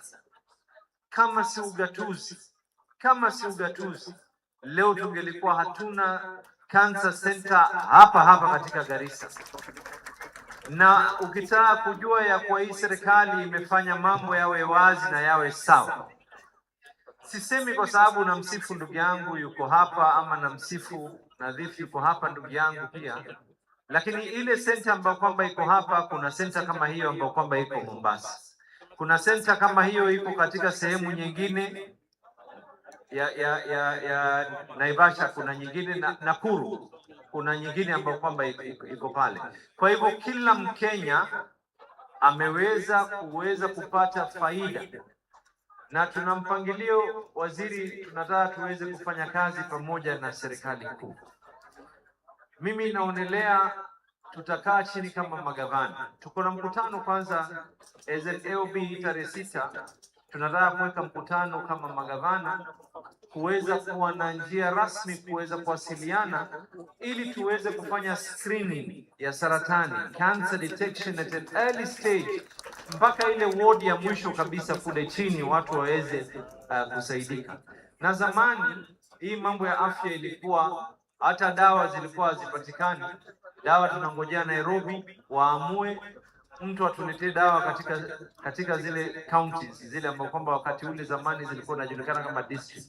Safari hii hata tarehe 6 niko na habari njema, tunakaa chini kama magavana kuangalia jinsi kuhakikisha kwa KEMSA pesa yao iwe inakaa maalum kuweza kulipa mambo ya madawa.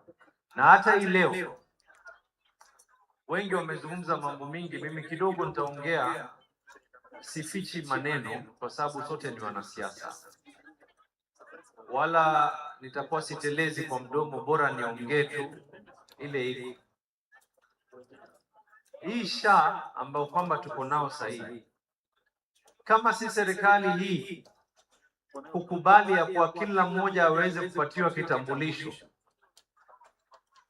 wallahi watu wa sehemu hii ya Garissa, watu wa pwani na kwengine wangelikuwa ni the least beneficiaries ya SHA, kwa sababu bila kitambulisho hauna njia ya kuweza kupata registration yako ya SHA. Kwa hivyo hata mambo yako ya afya yangelikuwa ni yenye kunyimwa na kuweza kurejea nyuma, licha ya kuwa wengine walisema ya kuwa kwa sababu tunapatiwa kitambulisho sisi ni magaidi. Lakini mimi naona kiugaidi wetu tuoneshe ugaidi si kwa mdomo peke yake, tuoneshe ugaidi kwa kuchukua kadi ya kura, na tutaonesha ugaidi aturipui kwa mabomu, tutaripua kwa kura tu sisi. Mimi naonelea hii kuripua tutaripua kwa kura hii mwaka 2027, kwa sababu hata sisi pia mama zetu wamezaa watoto, baba zetu pia wako na uwezo wa kuzaa watoto.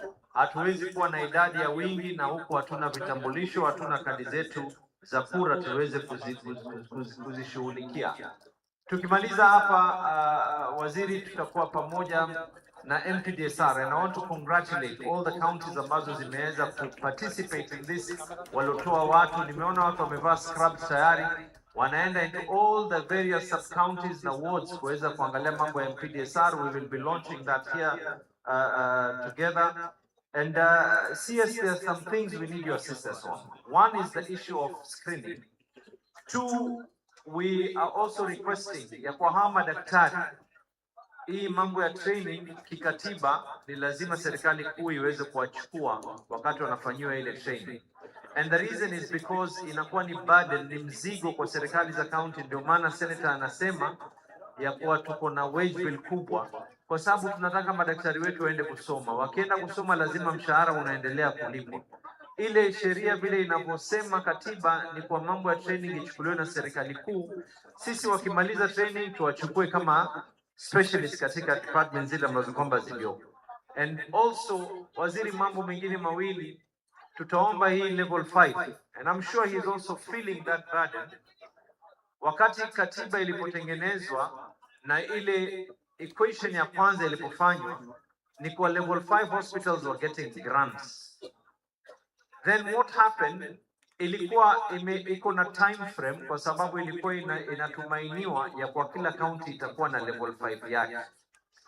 Lakini sasa hivi tunaona level 5 zinaenda kuchukuliwa kwa sababu kuna counties nyingine wameshindwa kuzimiliki zile level 5. Mimi na ndugu yangu Nadhif na wengine, maoni yetu ni kwa badala ya kupeana level 5 iwe converted into a level 6, you're creating a gap which will also be a burden. Instead of creating that gap, ni bora kuwe na conditional grants ziweze kurudi katika hizi level 5 ili tuweze kusaidiana. Na kama gavana wa Mombasa, we value human resource, but at the same time we value the people who elected us into office and the people who gave us the mandate to be who we are today.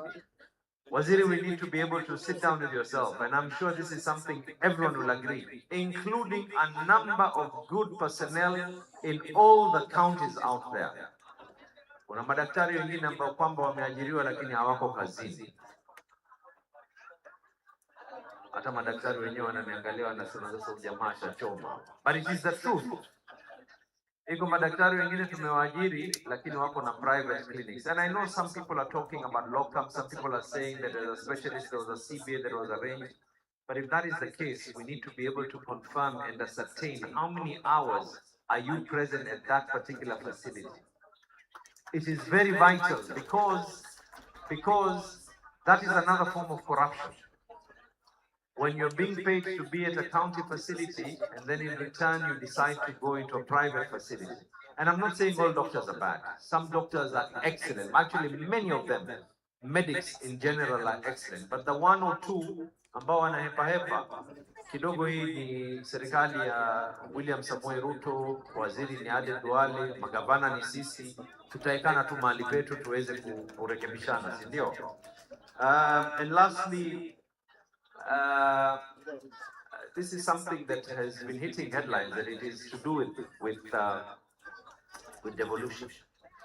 And it is unfortunate. It is very unfortunate. Actually, I'd like to say this in English because the media has gone and misreported. Not misreported, actually purposely reported differently on matters to do with devolution. Recently, there was instructions that were given, and it was actually a cabinet resolution, that things to do with devolution need to be able to be presented at the National Assembly and at the Senate. In the spirit of that, the Deputy President cannot be the one to designate and delegate cabinet resolutions to the legislative arm of government. That needs to be done by someone who is a cabinet secretary. What has simply happened is that delegated power for purposes, in fact, the notice is so clear, the memo is so clear, for the purposes of issues to do with regulations and legislation, that has been given to the Prime Cabinet Secretary. Nimeona magazeti, ma TV, big headlines. Oh, the deputy president is being done this and devolution is going to be able to die. Surely, I think it is important. Stop creating havoc when havoc is not there. Havoc will be created by the amount of people who will be registering to be voters in 2027. Ukweli uweze kujitambua hapo. Na mimi nashukuru hapa nimeona watu wanajiregister. Congratulations Nadif for that excellent job. Hata sisi huko Mombasa tunajipanga, and I'm sure all the other ASAL counties as well wanajipanga tuweze kuhakikisha kwa our numbers are the ones that are going to be able to matter. So karibu tena to all of you. Karibuni Garissa, hapa ni nyumbani kwetu sisi. Kuna damu kidogo ya Somali. Shukran sana, asanteni sana. Asante sana, Governor Nasir. I know time is really hitting us hard, but let me invite quickly my brother, Governor Cheboy, the whip of the COG, our whip brother, Pia, who is presenting here, our Chairman Ahmed, who is out of the country. Karibu. Thank you, Governor.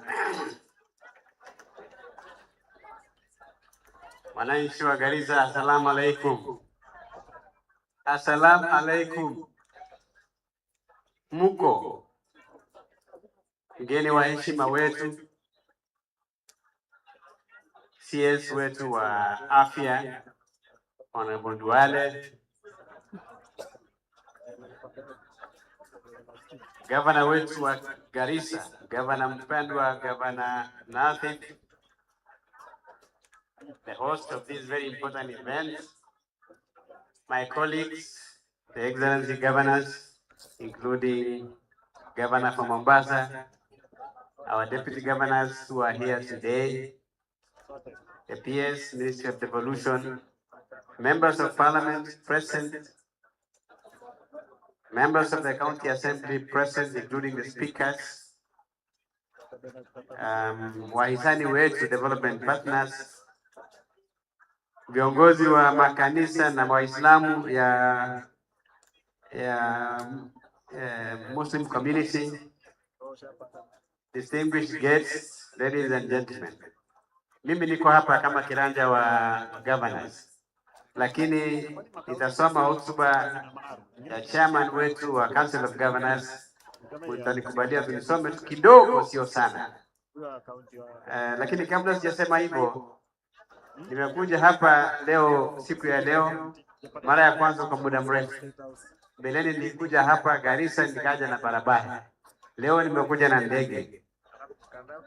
Na nataka kuwaeleza kwamba mwenye macho haambiwi nini? Tazama. Tumeongea hapa na waziri, akaniambia kwamba hapo awali kabla ya ugatuzi, counties tatu ya Northern Kenya walikuwa napata taslimu shilingi bilioni 1 kwa mwaka. Na tukaangalia saizi tukaona kwamba counties tatu za Northern Kenya zinapata kwa mwaka karibu bilioni 30. Hiyo ni maendeleo, sio maendeleo? Hiyo ni mambo ya ugatuzi. Na ukiangalia pia hizi counties pia zinapata pesa za CDF. Pengine county moja inaweza pata karibu bilioni 1.2. Sasa tunaweza kusema kwamba devolution imeleta mali katika hapa karibuni. Pia nimekuja hapa nikatembea, tukapelekwa kwenye hoteli nyingine pale inaitwa Almond Hotel. Alafu nikamwambia gavana wa Mombasa, hii hoteli ina shida zile ziko Mombasa pale. Yani hata miti, the trees that are lining up there were looking even better than the ones in Mombasa. Hiyo ni ishara ya ugatuzi unaofanya kazi. Pia nikaongea na gavana wenu hapa, gavana wa Garissa, akaniambia hivi karibuni alizindua munisipa 6 katika Garissa County. Sasa hiyo ni ugatuzi, sio ugatuzi? Mambo mengi yamesemwa. Hivi majuzi, kwa mara ya kwanza kwa miaka zaidi ya 63 kule Wajir wakaweza kuhost celebrations ya Madaraka Day for the first time in independent Kenya. This is the meaning of devolution. Lakini kuna wengine pia ambaye anataka kuongeza hivi kabla sijasoma hii, kwamba kuna wale ambao wanasema tunataka njia ya kugawa pesa za umma katika Kenya hii kwa devolution. Wakisema tunataka kugawa pesa kulingana na watu ambao wamekuwa katika sehemu hiyo. Wanasema tunataka 1 shilling 1 person. Na sisi wafugaji tunasema hapana. Kaunti kubwa kama Masaka ambayo inashinda Rwanda kwa upana inaweza kupewa pesa kulingana na 1 shilling 1 man is wrong. Hatutaki kupata serikali ambayo inasema 1 shilling 1 person. Tunataka serikali ambayo inasema 1 shilling 1 kilometer. Ndio tuweze kupata mali kama watu wengine. Kuna wale ambao wanasema devolution haifanyi kazi. Na hata mambo ya maendeleo kidogo wanasema haifanyi. Tumeambiwa kwamba SHA inafanya. Na mimi nataka kusema kwamba mimi mwenyewe najua kwamba SHA inafanya. Mama yangu mwenyewe ametibiwa na pesa ya SHA. Na mimi sikulipa na pesa zangu, ni SHA ambayo ililipa. And I want to tell the CS, SHA is working. But those people who are saying SHA is not working are liars. Wanaita watu wengine waongo. Na kumbe hawa ni waongo. Ukitaka kujua ni waongo, karibuni there is one leader in this country ambaye alisema hakuna highway ambayo inajengwa kutoka Rironi kuelekea kule Rift Valley, kuelekea Mausani. Lakini kila siku mimi napitia hiyo barabara. Ukiona zile mashini ziko pale, ni uongo kusema ati barabara haijengwi. Sasa watasema nini tukiona kama inajengwa? So I don't want to add from there. I want to say that I'm grateful to be here and I want to congratulate my colleague for the good work that he's doing. Allow me therefore to read this speech on behalf of my chairman, Governor for Mandera, Governor Ahmed. It is a distinct honor to join you today for the official opening of the Devolution Sensitization Week here in this great county of Garissa.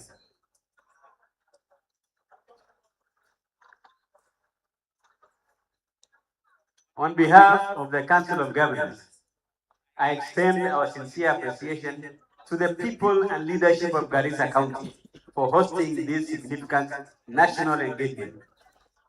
Your warmth, your hospitality, and commitment to strengthening devolution reflects the true spirit of partnership that has become the hallmark of county governments. I also want to pass my sincere appreciation to all our partners and the institutions that have contributed to making the week's activities possible.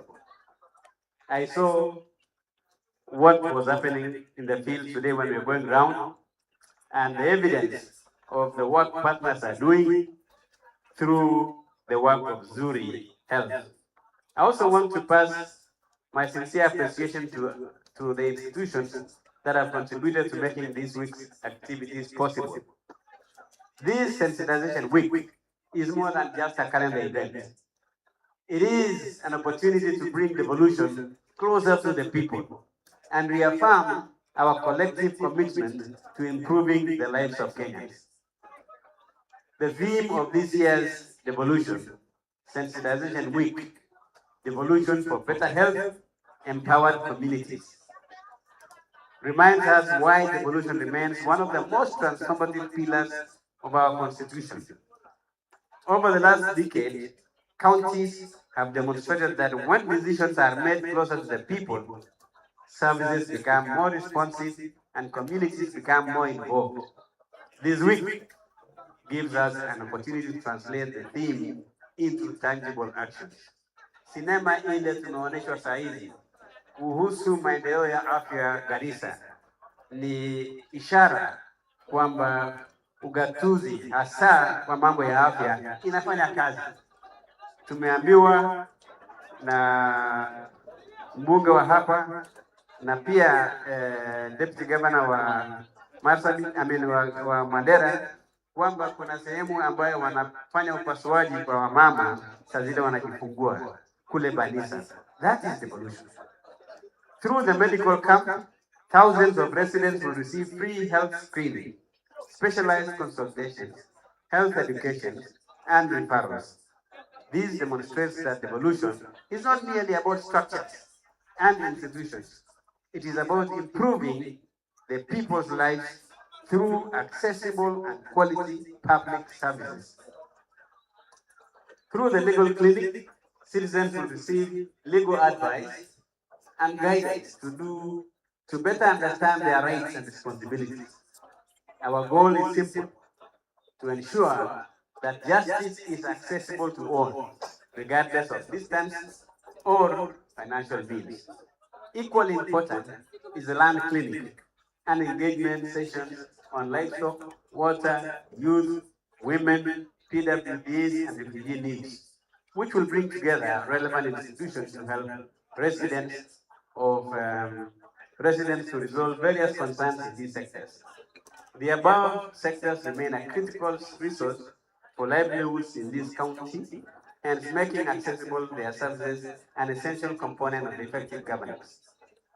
These activities demonstrate what devolution stands for: bringing government services closer to the people, promoting inclusion, and ensuring that every Kenyan has an opportunity to benefit from public services regardless of where you are. Ladies and gentlemen, as county governments, we recognize that devolution is a shared responsibility. Its success depends on strong collaboration between the national and county governments. And I want to emphasize that one. Counties are not different from the national government. We are in one country called Kenya. The fact that we are running our own services in the county does not mean that we do not work together with the national government. Constitutional commissions also are there, where we do partner. Development partners are also there, where we do partner. The civil society and the private sector, and most importantly, wananchi that we serve. This sensitization week, therefore, provides an important platform for dialogue. We encourage wananchi to actively participate, ask questions, share ideas. In other words, it's not a matter of just us giving you information. Give us your ideas so that we can also implement them when we get back to the Council of Governors. Share ideas and hold us accountable. That is more important. Where does the money that are brought to Garissa go? You can see in Garissa Level 5 Hospital. You can see in the Cancer Center. You can see in the Wellness Center for maternity services.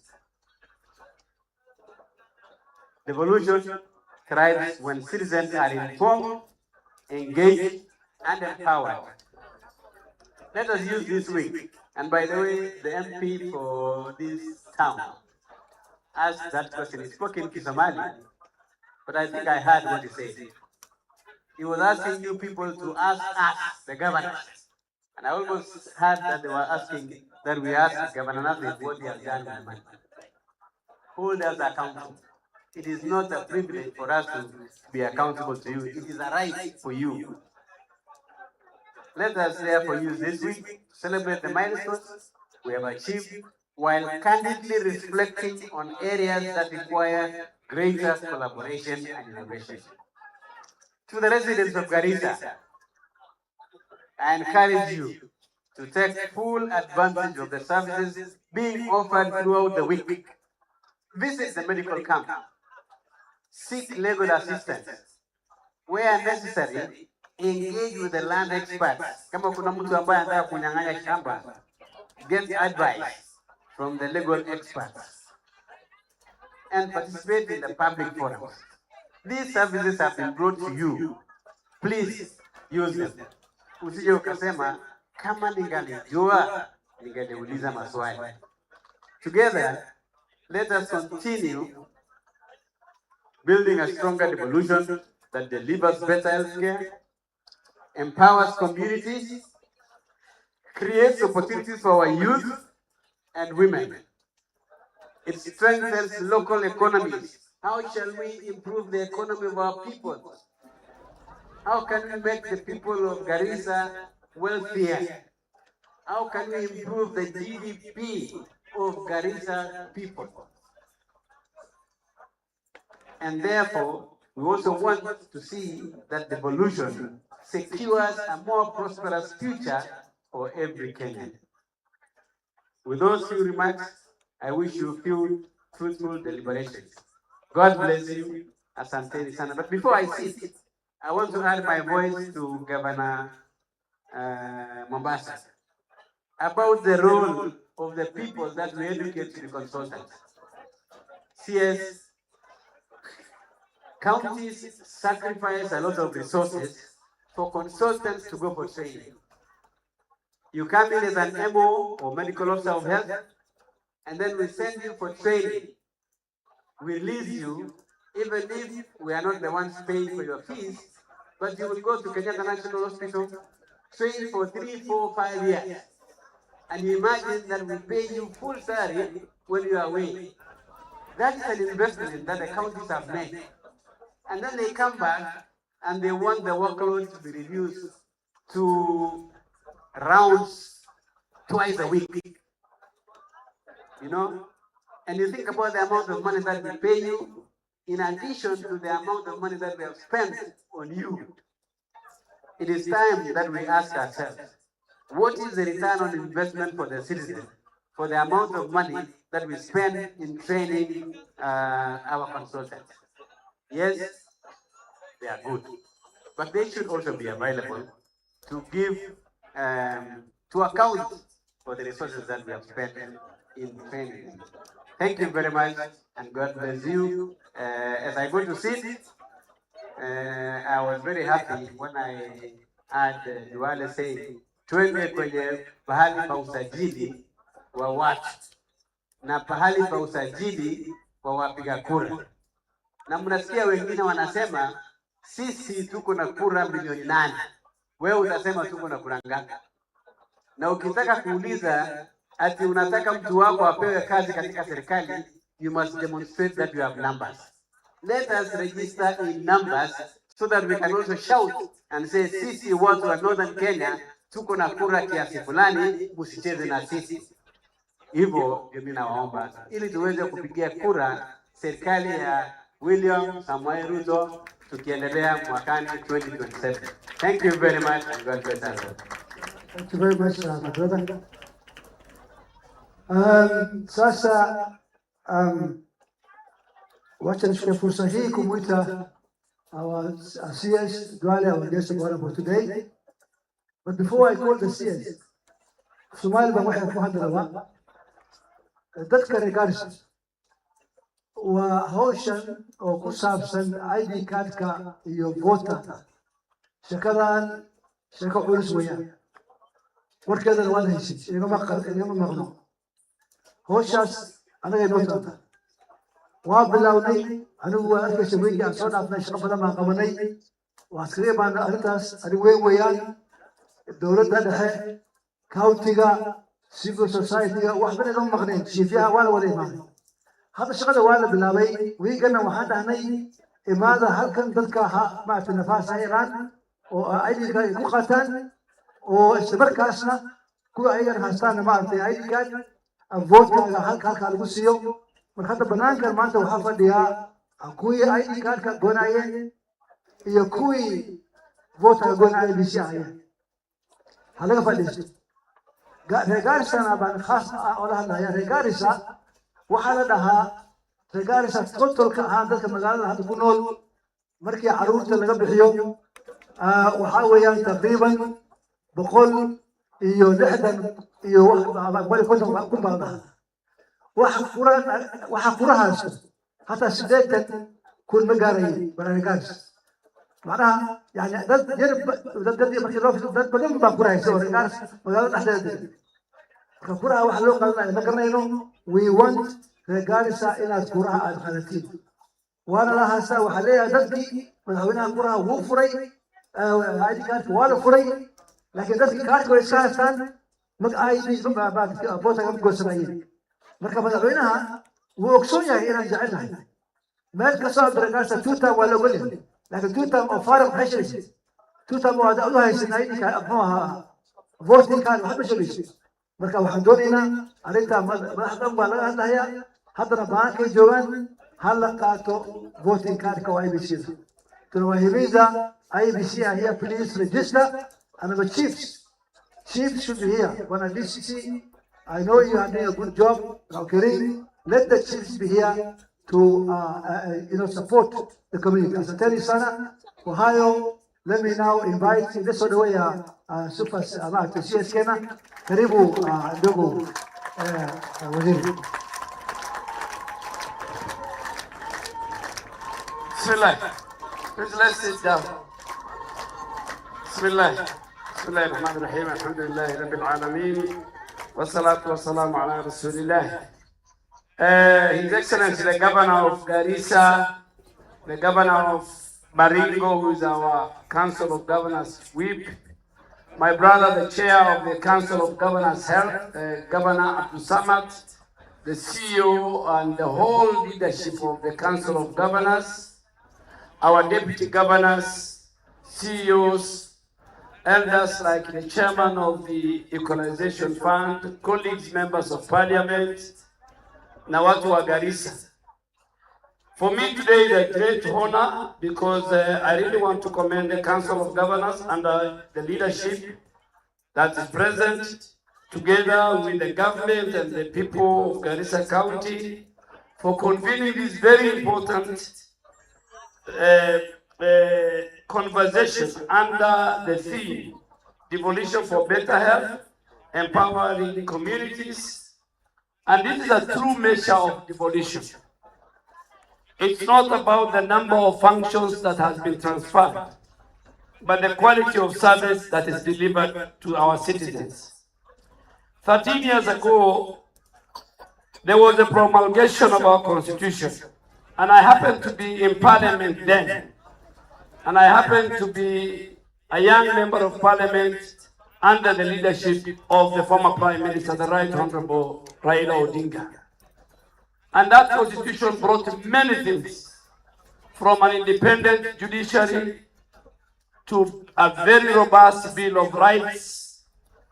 But there were two things that those of us who are now claiming for a new constitution, a very good public finance chapter. But there were two things, and one we got it, and I really want the governor of Mombasa to listen to me. The one that we got, which was in the heart of Raila Odinga then, and our president, among other leaders, was devolution, ugatuzi. In fact, we stood and said we must get devolved. Why did we say?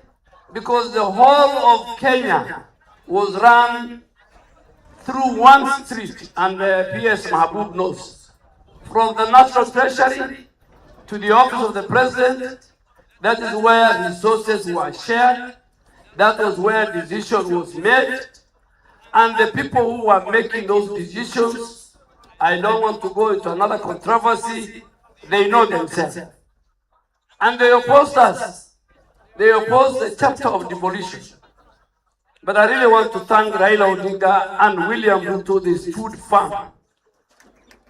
The other one that they could not allow us to do was Raila Odinga and us believed in a parliamentary system of government.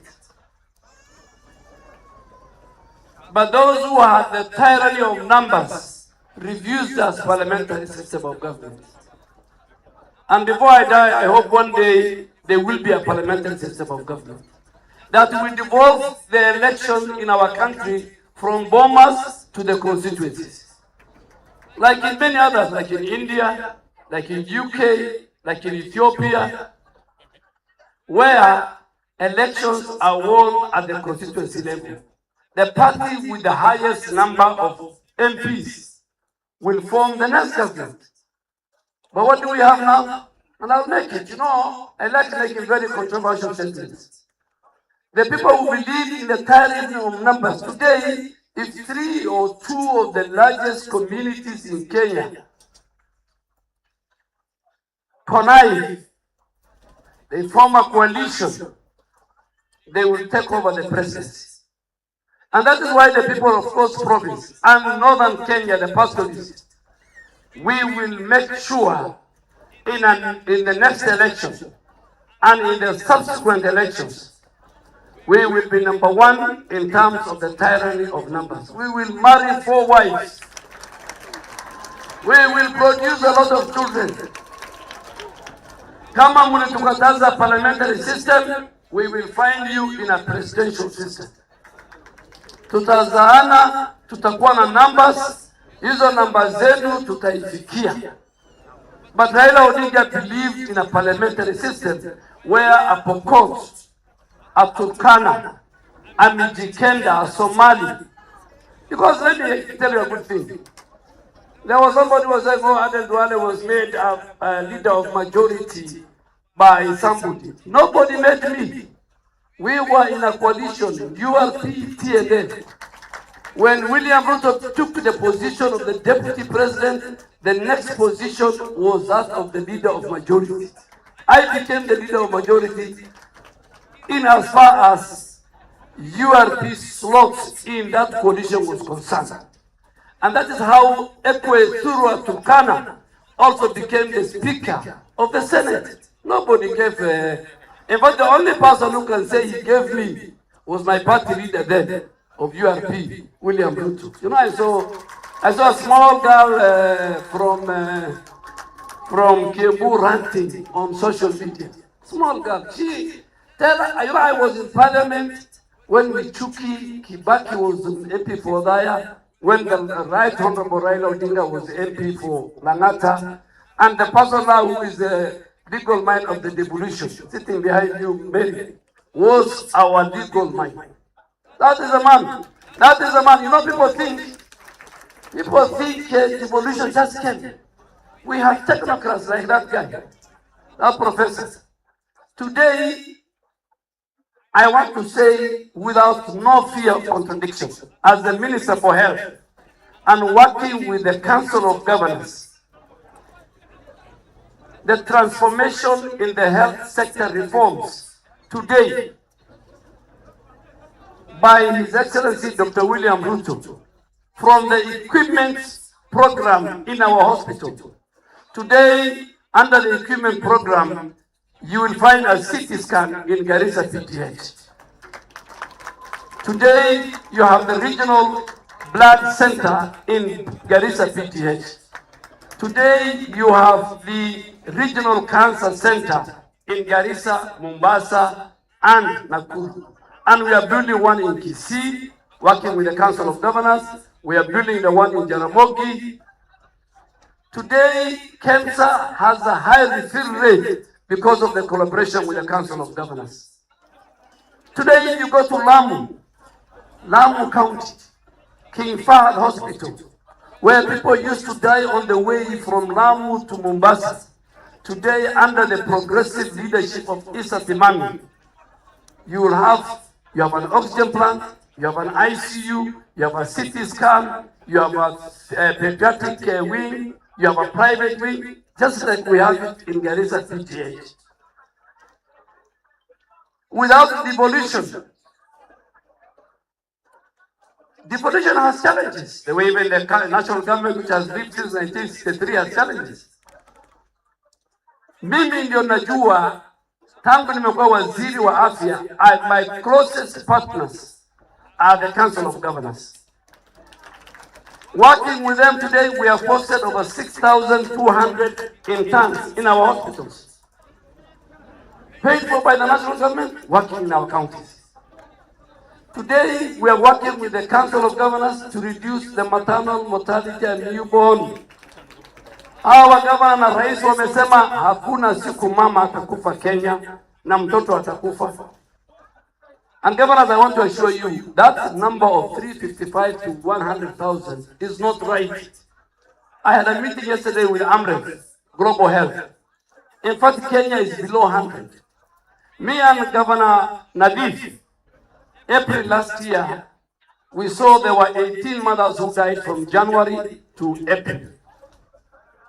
Working with him and his CEC and the PGH team, we put in place systems that made sure hakuna mama amekufa PGH. And I can tell you, since April last year, only 2 mothers died, and they were referrals from Tana River and the refugee camp. That is when leadership at both levels unite. Then the people. So devolution, what he has shown, I have been to the hospital.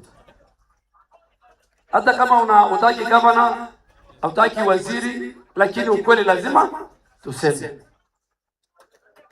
Leo wa Kenya 32.1 million wamekuwa registered na SHA. Number 1 county is Mombasa. Wale wa Kenya 32 million wanaenda kwa hospitali ya county governments. The only thing now that President Ruto under his health transformation, and governors, let me tell you, as of yesterday, the Social Health Authority has paid 172 billion in 18 months. NHIF used to pay 3 months. Hawajapitisha 5.1 billion. By Monday yesterday, SHA paid 11.9 billion. The president is going to launch the National Emergency Ambulance Dispatch. Mkenya akikuwa mgonjwa katika barabarani, ile ambulansi ataitisha kwa simu 992, itakuja. Ambulance italipwa mafuta na kila kitu inalipwa na SHA, anapelekwa hospitali. The first 24 hours, hata kitaka ICU, whether it's registered with SHA or not, he will be attended to. That is the transformation as national government we are doing with our brothers, the county governments. So if you want to see devolution, success in devolution, as the Minister for Health, health is number 1. What are we doing now? What the president is doing is saying, in every region now, we want to have a referral hospital like Kenyatta. In Mombasa, the governor has given us land. Out of the 15 hospitals we are going to build, Mombasa, there will be a referral at Chuda, I think. You have agreed with the president. Our governor has given the whole of northern Kenya, Garissa PGH, and I really want to thank him. I really want to thank Governor Nadif for giving PGH to be the Kenyatta National Hospital referral for this region, the 5 counties. In Nyanza, we have turned Jaramogi now to be a referral. In Eldoret, we have MTRH. In Central, we have Kenyatta University, and we have Mike Kibaki Referral Hospital. In Western, we are going to have the Kakamega Level 6 Hospital and Bungoma Level 6 Hospital. In Kericho, under the African Development Bank, we are putting a new Level 6. So that Kenyans don't move. They don't leave Garissa to go to Kenyatta Hospital. They must have their Kenyatta National Hospital here. So governors, I really want to thank you.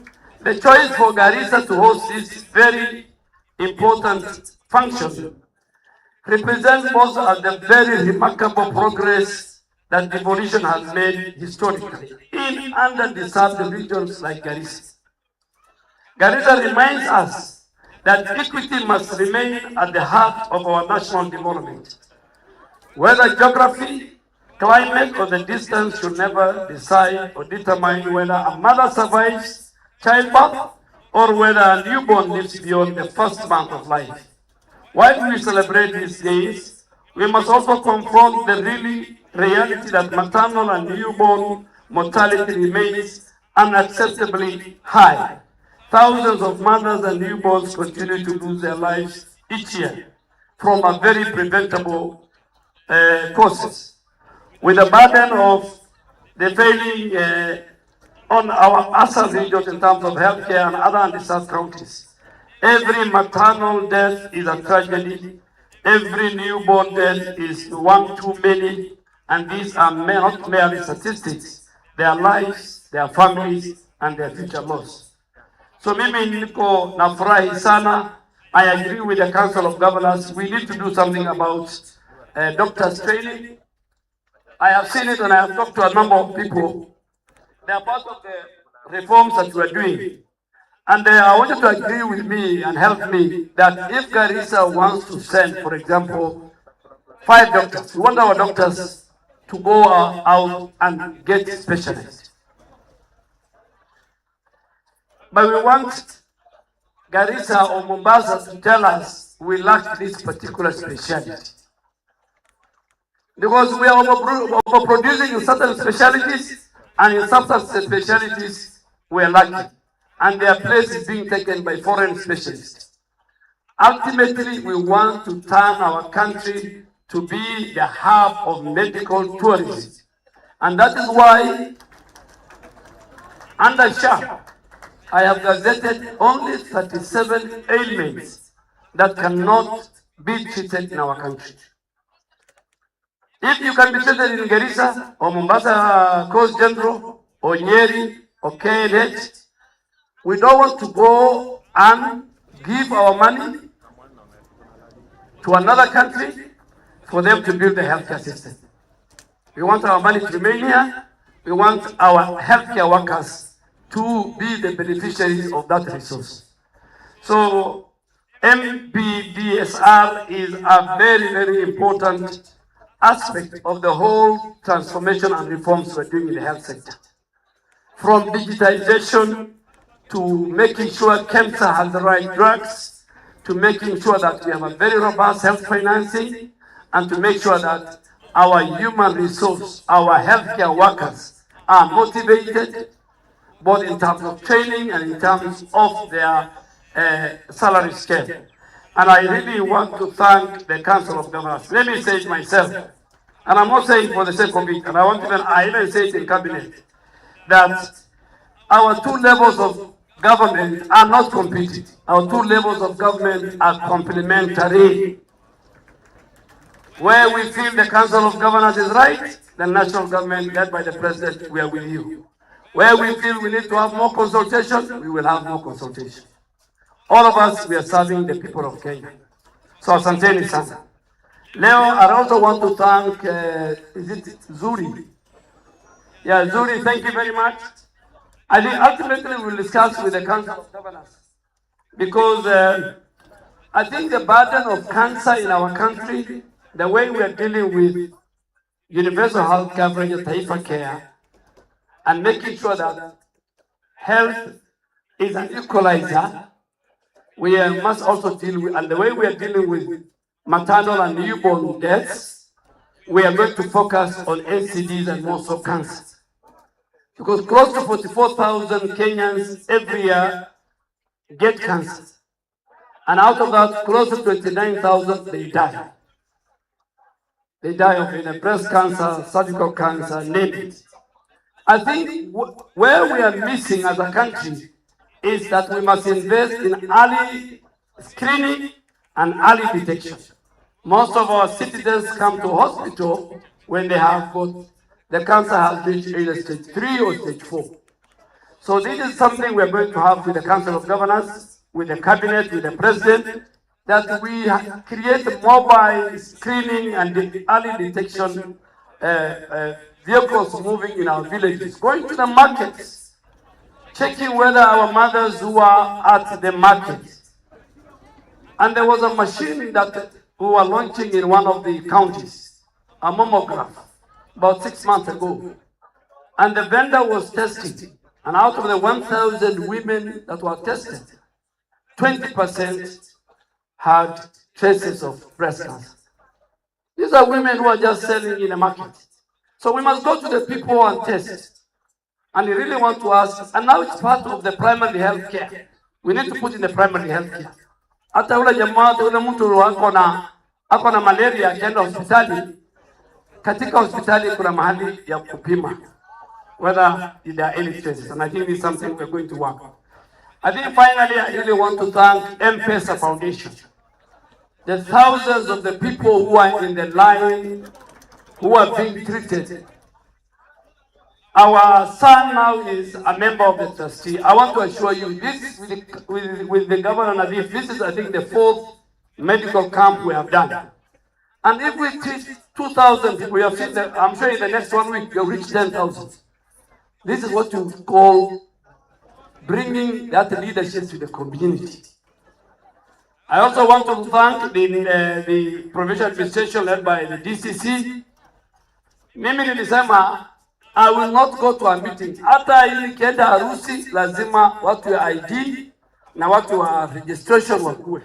Nilikuwa Lafey, nilikuwa Sako constituency weekend. Leo nimefurahi ID card na voters card, hata hawasikii maneno. I can see the line is still very long. Why are we doing that?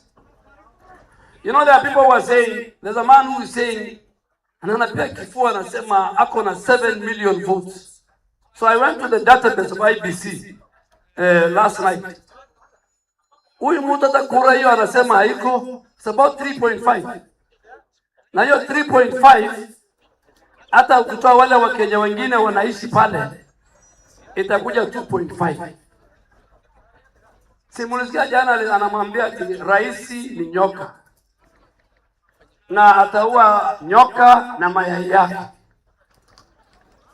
na hata akasema ati mimi next election sijui ataniua atanifanya nini. I want to tell them, huyo mama amesema they can do nothing to you in Somali. I want to tell them, hawa watu waliingia siasa juzi. You know, God bless me. I was sitting with Mwai Kibaki as the MP for Othaya. Mimi nimekaa na Michuki, nimekaa na Ole Ntimama, George Saitoti, you know, the really leaders of our country. Nilikuwa na Martha Karua, alikuja hapa. Unajua amesahau. Alikuja hapa 2005 Martha Karua, nataka nisikize vizuri. Alikuwa anapigia debe ile banana na orange. Sisi watu wa orange wa Raila Odinga tulifukuza hapa. Alafu akasema, that's the word she used. That, you know, you guys, you can't even convince these refugees. She called us refugees then in 2005. 20 years later, another one is calling us when we meet the president, the first president to go and sleep in Mandera in the history of Kenya was William Ruto. Tumefurahi, tumemchinjia mbuzi, tumekana kama viongozi. Anatuambia rais amekutana na Al-Shabaab. Hiyo si matusi. Wakati rais alikuja Wajia, akatoa ile mambo ya discrimination ya watu wa Pwani, sisi watu wa Busia, akatoa, akaweka signature mwenyewe. Mahali naitwa kama Vita Grounds, naitwa ama Tononoka Grounds, naitwa Orehi Grounds. Tafuteni hiyo video. Akakuja akasema huyo sasa ametoa hiyo ili wagaidi na hawa Somali na takataka yao wachukue kipande. Hiyo si matusi. Unajua mjinga ulikuwa anafikiri akirefuka mwerevu wako mashakani. Sisi watu wa Pwani na wafugaji na Waislamu tumerefuka. Wewe Abdul Nasir, huyu baba yake na Hussein Maalim were the first 2 ministers, Muslim ministers in the history of Kenya. Huyu amezaliwa mahali naitwa Majengo. Huyu Abdul Samad alikuwa mjumbe wa Mvita na ni mtu baba yake. Unajua baba yake alikuwa mtu wa ajabu sana. Hata alipokuwa waziri hakwenda kuishi Nyali, hakuishi Kizimbo. Baba huyu alikuwa anaishi Majengo. Sasa pale Majengo watu wengi waliuawa. Ile misikiti inaitwa nini? Masjid Musa. Kama siku ile ya katiba tukibadilisha, kama tungefaulu kuwa na parliamentary system, hii kifua watu wanapiga haingekuwa. And maybe a time will come when Kenyans, in their wisdom, because we don't want, if you have a parliamentary system, there will be no post-election violence. Because all the votes will be counted in the constituency, whoever has the highest number, or the coalition of parties with the highest number, will form the government. And if that prime minister fails, so wakati wa katiba, sisi tulikuwa na kadi ya devolution na parliamentary. Sasa wakati wakatuambia tuchague moja. You know that the lawyer is laughing, it's true. Wakatuambia you guys cannot get devolution and parliamentary system. Sisi tukaona, wacha tuchukue ugatuzi. President Ruto, former Prime Minister, tukachukua hiyo. And you know, the only people in the public servants who can play politics by law are ministers. Even when they pass parliament, pass the conflict of interest bill, they put it there. That ministers, even governors, your ministers can campaign for you, they can play politics. PSS and below they can't. So mimi sasa ofisi mimi nitakaa Monday to Thursday.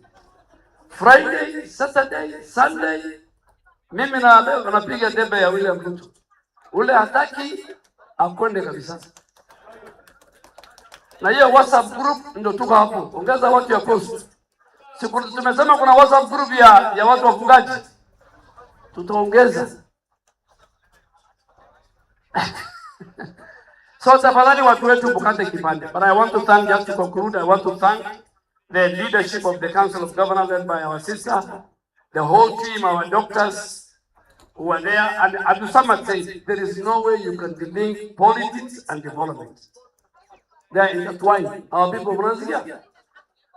East Kenya and development. So I really want to thank the staff of the healthcare workers in Garissa led by the CEC, the chief officers, our CEO at the PGH. I'm sure when you go to sub-counties like Barambala, Dadaab, you go to sub-counties like Bura, you see, we have not reached where we wanted.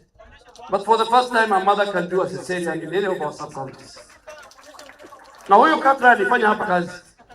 Wakati mimi nilikuwa mjumbe, she was in PGH. She's one of the people who transformed PGH. Huyu. The Council of Governors, you have got a very special person.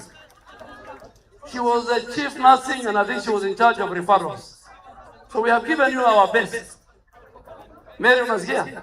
We have given you one of our best. Yes. And as a minister, I am ready. I have been and I'm willing. My work will not be okay without the Council of Governors and the counties. Huyu chair wa health na Mary, tukiingia kwa jam, mimi na waitanga hawa. Hebu kujeni. The last meeting they were with the chairman, they were with the vice chair, they were with the chairman of health, the Mary was there, and we resolved many issues.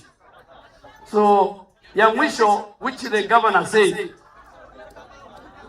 the deputy president, if you read the Statutory Instruments Act, it says the only person who can deliver regulations to the National Assembly is the minister. So the deputy president is the chair of IBEC, is the chair of many things, but when it comes to regulations even touching on IBEC, he has to look for a minister to sign on his behalf. Only he has delegated the signature to go into parliament.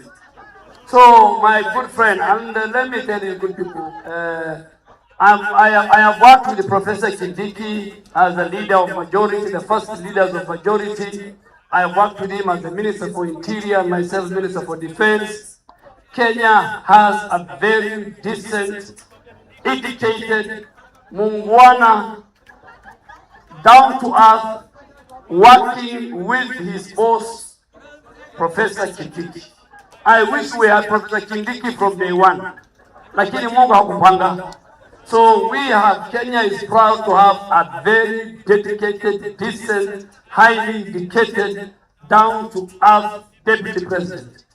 Wale wanamkejeli hawamjui Professor Kindiki. So mimi niko hapa nyuma. Unajua loyalty ndio inakupeleka mahali. Ulikuwa loyalty. Huyu Abdulsamad amekuwa loyal kwa Raila. Mimi nimekaa nyuma ya Ruto na huyu Kindiki. But ultimately, we want to work for our people. I want to thank our healthcare workers, our consultants, who have agreed to work in some of the most remote areas. Very few consultants want to go to remote areas. So those who are working, Governor, they must be treated very well. You know, they go there. It's good to appreciate people. The backbone of our healthcare system, and that is why we agreed we should have no industrial disputes with healthcare workers, whether it's internship, whether I'm happy you have resolved the issue of the CBA. You know, I was talking to Deputy and I told him now we have no problem. From August you get your money. So we want to resolve all problems to our healthcare workers so that they also be very comfortable and stuff. So with those many remarks, it is my honor and duty to officially launch and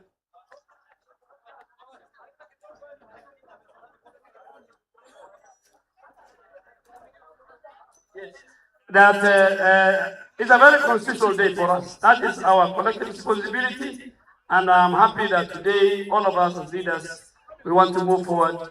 And I really want to ask the Council of Governors, let's continue. From here, we go to another county. And help me reduce and government reduce the maternal and newborn mortality. That should be our focus. Thank you, Governor. Thank you for bringing us. We are proud of you. Continue. Waziri, before you go, unajua watu wa kanisa saa zingine, we need to give them a bit of understanding on some of these issues. When we met and we agreed me and you, and we discussed that we should turn Garissa Nilbad Hospital to level 6, I agreed because I know the value of what it means to go to level 6. Lakini watu wengine wakiwa pia wanasiasa wakasema kama labda wewe kama umeshindwa kuturun this hospital. I want to tell them, waxaan ina fahansiin rabaa wasiirka waad maqlayseen level 6 kan aan ka dhigahayno Garissa County ma aha yani cisbitaalkii baan ka la'na sheekada hilka sheekada daciifka meelaha laga bixiyo cisbitaalkan lacagta naga baxdo iyo meeshii uu joogay before devolution iyo meeshaan soo gaarsiinay waan garanaysay iyo maanta idiga shahidka kactaga soo fiiriya marka level 6 ka waxaan u dooranaynaa inaan ka dhigno macnaha inuu noqdo cisbitaal weyn oo lacag badan la helo dowladda laga helo dibadda laga helo oo marka regionka oo dhanba uu anfaco oo si aad u sii weyn ugu shaqeeyo oo lacag aad fara badan la helo marka inta un baa jirtaa laakiin dadka leeyihiin governorship meesha kuma rafaadin been baa sheegaysa please. In fact, for us to take over Garissa TPH as level 5 hospital, there are certain conditions. And the governor has done serious investment in equipment, in expansion.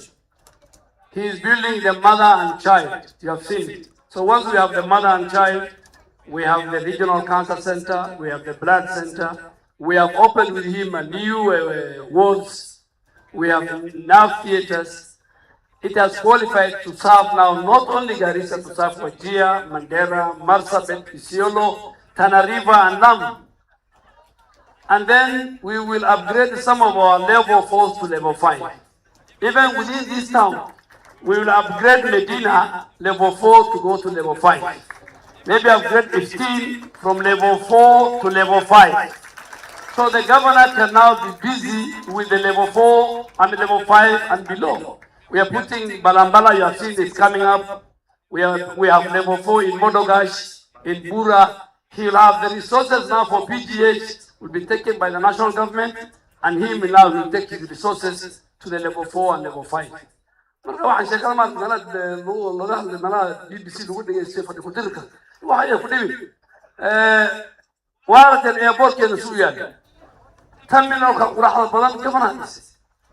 ويرجع لما ما نزور ممزومه استاديوم كاسو سocdo county ديسيس marka waxa weeye waxa ku dhahay ani aad عندي جري موارد ولا كانوا صموه مركا حاجة عفمات كان ينظيف وربا نقاهد أنا مركا وزيت عفمات كان سنة كبروها وحرمنا إلى بلاد ستة قاعد سيتو ما كان ذكر صمو هذا هو فكرة صمو كان سوى لميت.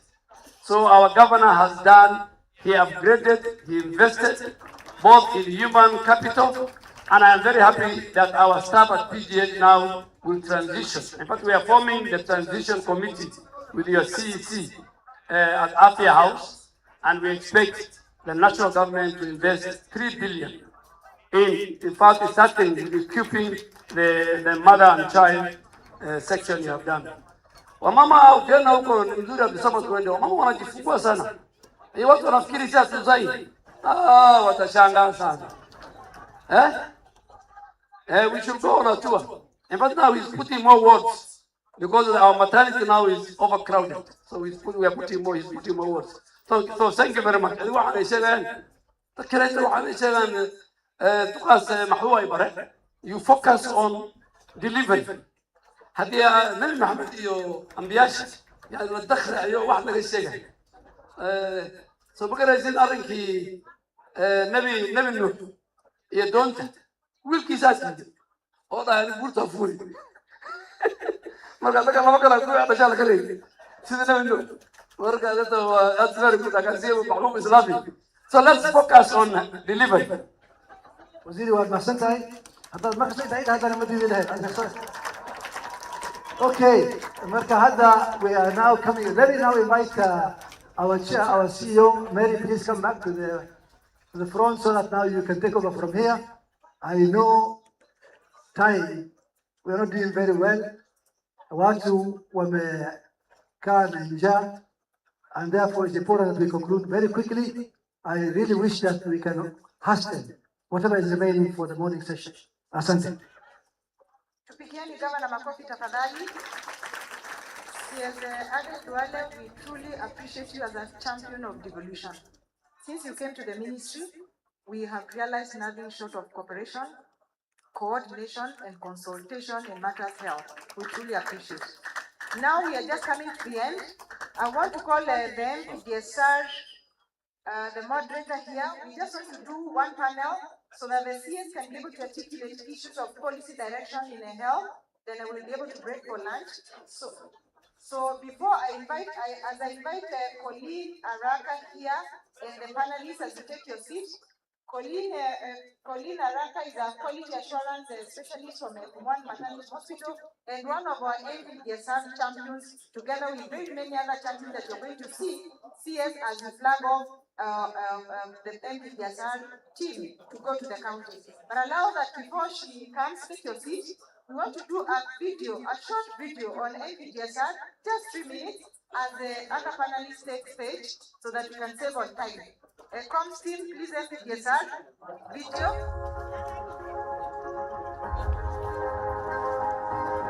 She walks into the hospital quietly. This is her third pregnancy, so there is no anxiety of the unknown this time, only the fatigue of carrying life for 9 months. She's ready to meet her baby and return home, where her husband and 2 children wait.